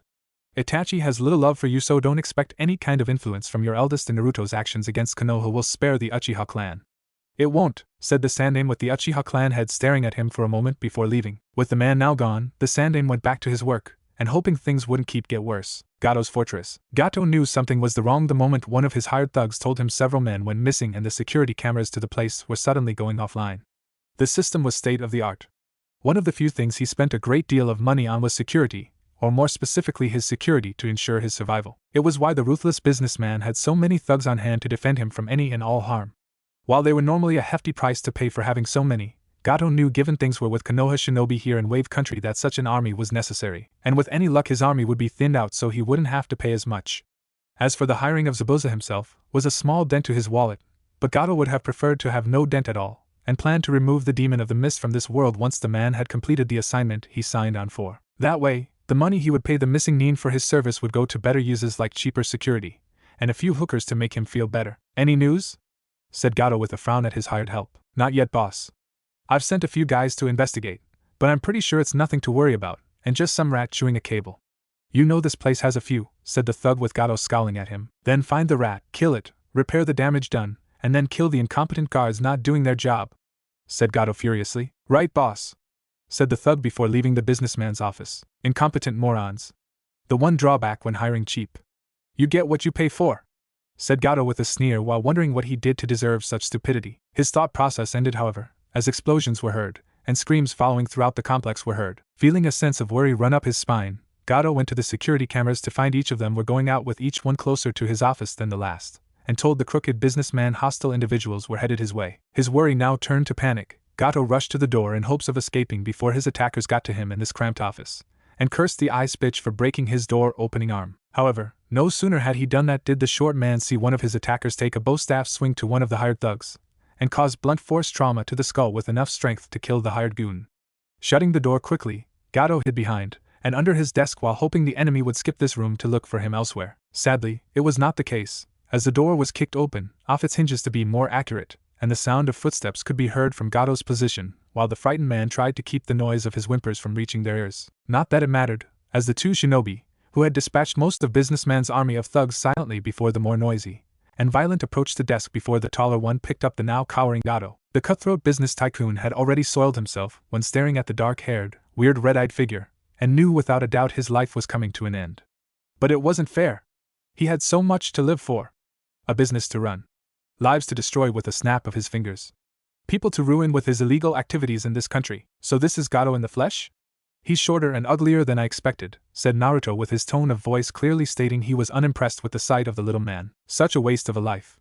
To think his money is what caused all the suffering in this country, and Kami knows where else he's been before now, said Itachi seeing the man look from him to Naruto. Should I do the honors in slitting his throat or do you? Said Naruto casually with Itachi making a I'm not sure I'm thinking noise in his throat. Wait. Don't kill me. I'm a wealthy man. That safe over there has enough money to buy a small country. I can make you two richer than you could ever dream of being in 100 lifetimes. Just name your price and I'll pay, said Gato desperately knowing the money in his possession could possibly buy him his life and freedom if these two were willing to deal. The two shinobi looked at each other, a silent communication going on between them, and Gato hoped they were considering the offer. His hopes were dashed when they both looked back at him with a scowl and knew what their response to his offer was to sparing his life. No deal, said Naruto and Itachi at the same time with the blonde taking out a kunai and slit the man's throat open with the Uchiha dropping the businessman on the ground to die slowly on his own blood. It's done. We need to inform the others in Zabuza, said Itachi with Naruto smiling and make two shadow clones of himself. Way ahead of you, said Naruto before commanding his clones to head out while Itachi sighed and shook his head. I've spoiled you with that jutsu, said Itachi simply with Naruto smirking at him. Perhaps. But you cannot deny the results, said Naruto with Itachi nodding and the two left to collect what they needed in terms of Gato's bank accounts knowing the safe filled with money would more than cover Zabuza not getting involved on the businessman's behalf. Besides, the large amount of money they were taking from Gato was going to be used in a far more productive manner, and given to a much more deserving place in need of it. So you're done? Said Zabuza, as he appeared in front of the two with a heavy mist in case he needed to make a disappearance, and avoid a possible trap. Yeah. We've taken the majority of the man's bank accounts, but what's left is more than enough for you and Haku to take, so don't think we're leaving you with very little in the ways of getting paid, said Naruto with Zabuza feeling a little irked they were taking most of the cash despite how they earned it. How do I know the place isn't rigged to blow once I set foot in there? Said Zabuza, as that could always be the case, and didn't exactly trust them. You can't, but it's not since that would be breaking the agreement I made with Haku, and my honor is something I consider to be unbreakable, said Naruto with Itachi nodding too since there was no honor in breaking an agreement. You've been straight with me so far. You could have easily disabled Haku the other day when confronting her about me and then tortured her for information.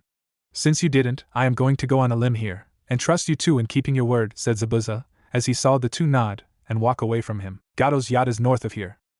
Use it to get out of the country once you are done taking stuff, said Naruto knowing the boat was expensive, and would help Zabuza evade the mist hunter Nin on his case after he left Tsuna's house. You're back, said Tsunami seeing the two shinobi return stained in the blood of their enemies, and put some pages out from a storage scroll containing a list of Gato's many bank accounts. Here is everything you'll need to get Wave Country back on its feet, Tazuna. Use it to make this place great again, said Naruto, seeing Tazuna look at the many bank accounts that would make things possible for his homeland be great again. And Zabuza and Haku? Said Kakashi, seeing Naruto smirk. We left them more than enough in Gato's safe, said Naruto, seeing Kakashi nod, and was glad that they wouldn't have to worry about Zabuza going after the old man. Just to be sure, I'm going to have my team keep an eye on things, and train harder so this isn't a problem in the future, said Kakashi, knowing he couldn't afford to let something like this happen again. Smart move.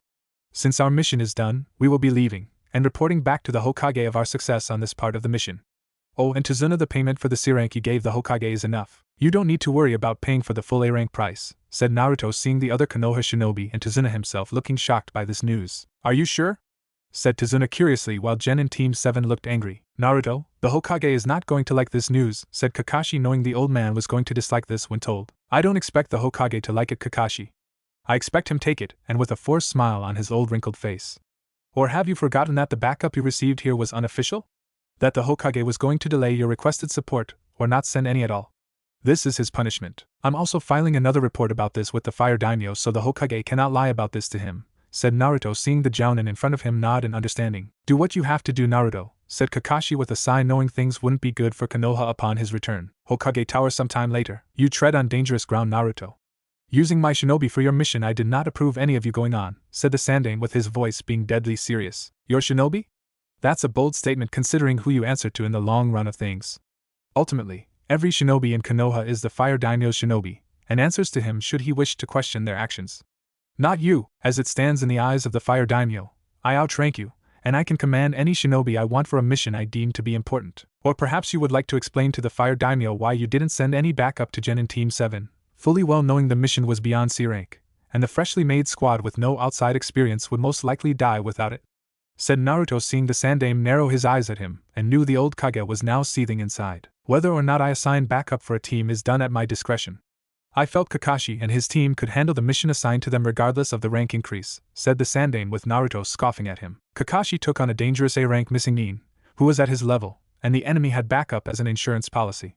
One that could have easily finished off a severely weakened Kakashi, and Gen and Team 7 in a heartbeat had Zabuza's subordinate made the attempt. In fact, it was because of my team coming to their aid that they are even alive, and don't get me started on Zabuza's client. The man was going to backstab the missing Nin and finish off the survivors with his army of hired thugs once the battle died down. So tell me, Sandaime Hokage, how do you feel about the mission now? Said Naruto, with the Sandaime seconds away from losing his cool. Naruto, said the Sandaime, while mere seconds away from calling on the ANBU to just kill the boy and deal with the fallout later. Spare me your explanations. I don't want to hear the excuses of a frail old man.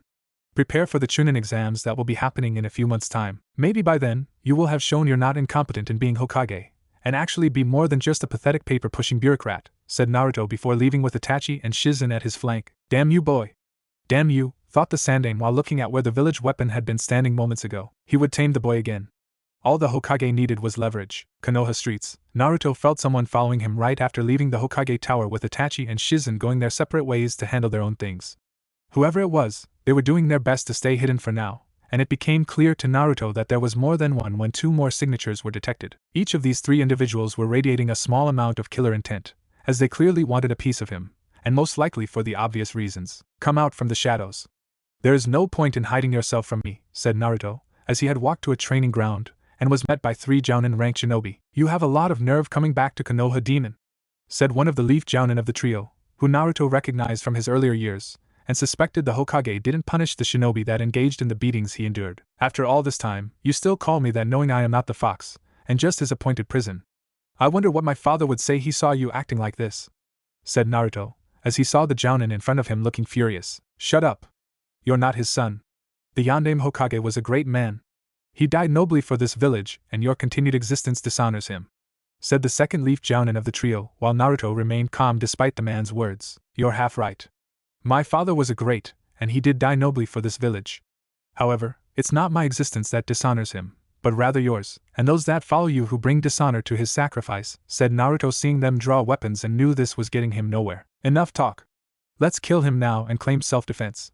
The Fire Daimyo won't be able to dispute since the Yamanaka clan is loyal to the Hokage, said the third Leaf Jounin while Naruto drew his sword. You're making a mistake, said Naruto while all three Jounin sneered at him. I doubt that.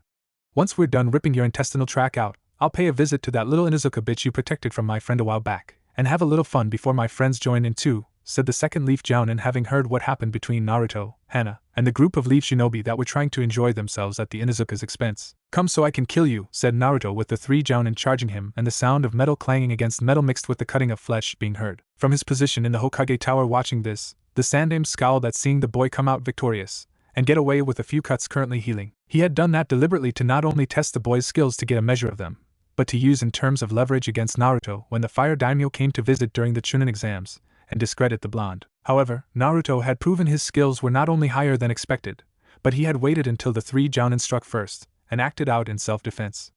Even if the Hokage had the boy arrested, the Fire Daimyo find out about it and take action against Konoha for defying him. Even the Sandaime's two remaining students were powerless to do anything because of the Fire Daimyo, and life for them had not been fun. Jiraiya had been forced to live in a small home the Hokage had been able to provide and had to run his spy network from there while being unable to peep on women since his medical bills would pile up faster than Tsunade's debts. His inspiration from the needed research was drying up and his ability to produce another book was noticed by all his loyal readers wishing for the next issue. The Sandaime knew Jiraiya has asked Tsunade for help in providing him with inspiration for his book, but his teammate refused, and punched him through a wall to further enforce the meaning behind the word. Speaking of Tsunade, she was constantly busy at the hospital, healing patients, retraining doctors, and getting her medical program to help medic needs become part of a squad a reality. As for the debt collectors seeking her out to collect the money she owed, they came by during the past 5 years, and each one demanding Tsunade pay what she owed. The Sandaime didn't know how those debts got paid due to the woman's financial means of paying them off had been reduced to just about zero, and personally he didn't even want to know how she paid them off. Chances are it was through some money from the Senju clan's accounts, but the Fire Daimyo may have frozen those, or declared the wealth in them forfeit due to the woman's actions against Naruto. The Sandaime wasn't sure and felt it best not to pry into the matter should Tsunade wish to lash out. All Hiruzen did know was that the boy was the source of their suffering and the suffering of everyone else in the village hurt by the fox currently sealed inside of Naruto. This is getting out of hand. I expected 3 fully trained, skilled, and sober Leaf Jounin to hurt the brat to the point where he would come to me for help in calling them off. I'd then use it to my advantage and convince him I could do that in exchange for leeway with the Fire Daimyo. Itachi trained him well. Too well. No matter, once the Chunin exams start, I'll speak the Fire Daimyo myself on my terms, in my office, and in a setting where I reign supreme, thought the Hokage since last time he had been in the room with the Fire Daimyo. It had been in a room that made him a weak, old man unable to fight back, but now with his ability to use chakra, and the large library of jutsus he had learned over the years the advantage would be his again. All the Sandaime could do now was wait. The Chunin exams was drawing closer to Konoha. The feeling of various sensations filled the air among its people. Some of the genin were excited competing in the exams since they had the home field advantage. Other genin were arrogant in the belief Konoha would mop the floor with any genin-ranked shinobi coming here from foreign villages to qualify for the advancing rank.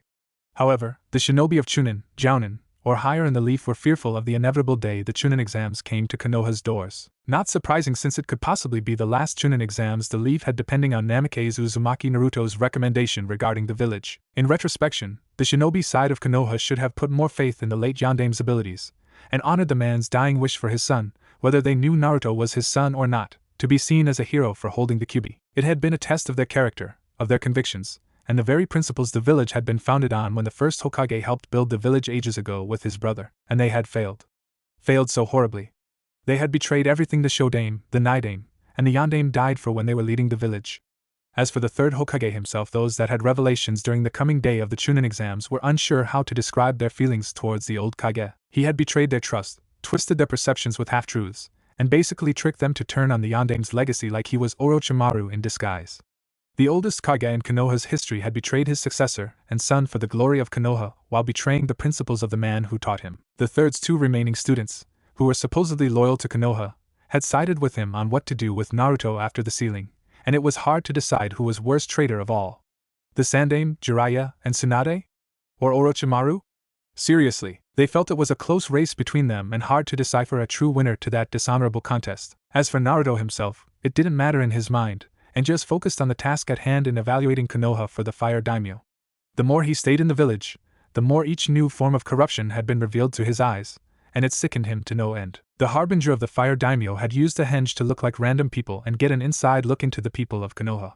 He asked them questions about what they thought of him in a casual way, which naturally got store owners, lenders, and various restaurant managers to express their untold hatred for the blonde. They blamed him for losing favor with the Fire Daimyo, the Kyubi's attack all those years ago even now, and just about everything else they could throw at him, the kitchen sink included. When asking them if they were concerned about the fire daimyo liquidating the village, the people seemed to believe the Sandaime would persuade the feudal lord to change his mind about Konoha, and Naruto himself when the time came to discuss both futures. The people Naruto talked to seemed to have a firm belief that their Hokage was smart enough to convince the fire daimyo that he was mistaken in his decision to show mercy to the Kyuubi Jinchuriki, and punish the two Sannin in the process, though why they believed that remained a mystery to Naruto. The Namikaze would keep an eye on things regarding this arrogant state of mind that was Konoha's blind faith in the old Kage, if only to find the source of it all, and then crush it himself. The people, mostly civilians with some shinobi as well, had become fat, lazy, and too prideful in the belief that they were unbeatable simply because they were Konoha shinobi. Such arrogance was offensive to everyone. Speaking of arrogance, it seemed one of the members from the Hyuga clan thought he were superior to Naruto, and challenged him to a fight. A Hyuga Niji, if the Namikaze recalled correctly, had approached him, and asked if he was in fact Namikaze Uzumaki Naruto. All the harbinger of the fire daimyo did was nod before, in a span of just a few seconds, Niji was upon him with an intense look in his eyes, and clearly intended to hurt Naruto to prove some kind of point. However, Naruto had trained too long, too hard, and had too much to do now in preparations for the Chunin exams to be remotely bothered by this Hyuga standing in his path. Flashback. Fight me, coward! The Yondaime Hokage would fight me. Clearly you are not the man your father was when it came to battle, exclaimed the Hyuga while Naruto dodged his gentle fist strikes and leaped up into a tree away from him. Arrogant fool of a Hyuga! Coming from a clan with apparent all-seeing eyes, you can't see the truth right in front of your face. If you were a shinobi from IWA, the Yondaime Hokage would have easily beaten you bloody within an inch of your miserable life, or ended it with his power, stated Naruto with his voice being cold as ice and his stare being just as frosty. And yet you're not doing what he would. That means you are afraid of me. You fear me, stated Niji smugly before he was blasted by killer intent and the shadow form of something demonic behind the Namikaze looking ready to strike. You know nothing of fear, boy. You know absolutely nothing about me, yet you assume I am weak, and are trying to make a name for yourself. You assume that because you're of the Hyuga clan that you're better, stronger, and faster when compared to everyone else. I can see it in your eyes as clear as day. You think you've won before the battle has even started. Such arrogance gets you killed, Hyuga Niji, said Naruto before he just vanished from his position in the tree until he was behind Niji, and the Hyuga's eyes widened at being unable to see it. What? He's faster than Lee. How is that possible? Thought Niji before turning his head to look at Naruto.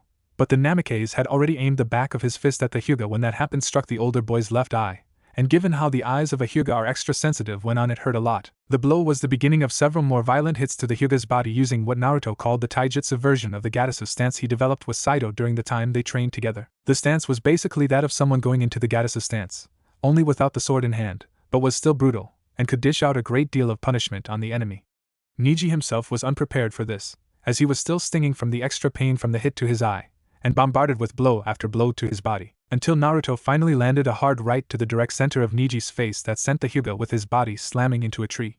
Before he could say anything, he found the tip of Naruto's sword under his chin, pressing against his throat, and was already drawing some blood while Naruto just stared into his eyes with cold blue ones. Listen to me clearly, Hyuga Niji, for I will say this only once to you. If you ever, and I do mean ever, try something like this again, I'll kill you. Do you understand me?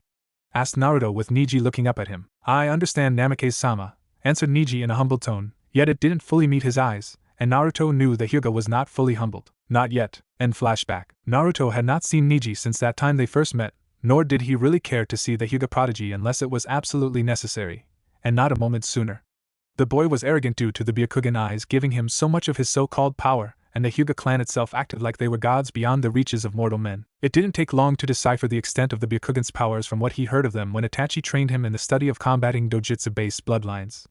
The key to the Sharingan eyes being powerless was not to look into the eyes so they couldn't influence a person with their powers. The Byakugan eyes were different though, as they saw through the human body, and the chakra coils that made up a network throughout a person.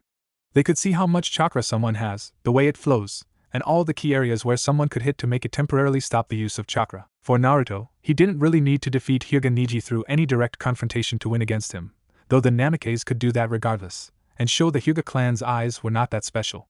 If anything, they were lacking the basic need of eating humble pie with a side of crow needing to be shoved down their throats. All of them had to simply be reminded that they were not superior to others and their faces needed to hit the ground to understand just how mortal they really were. Come on, Hinata.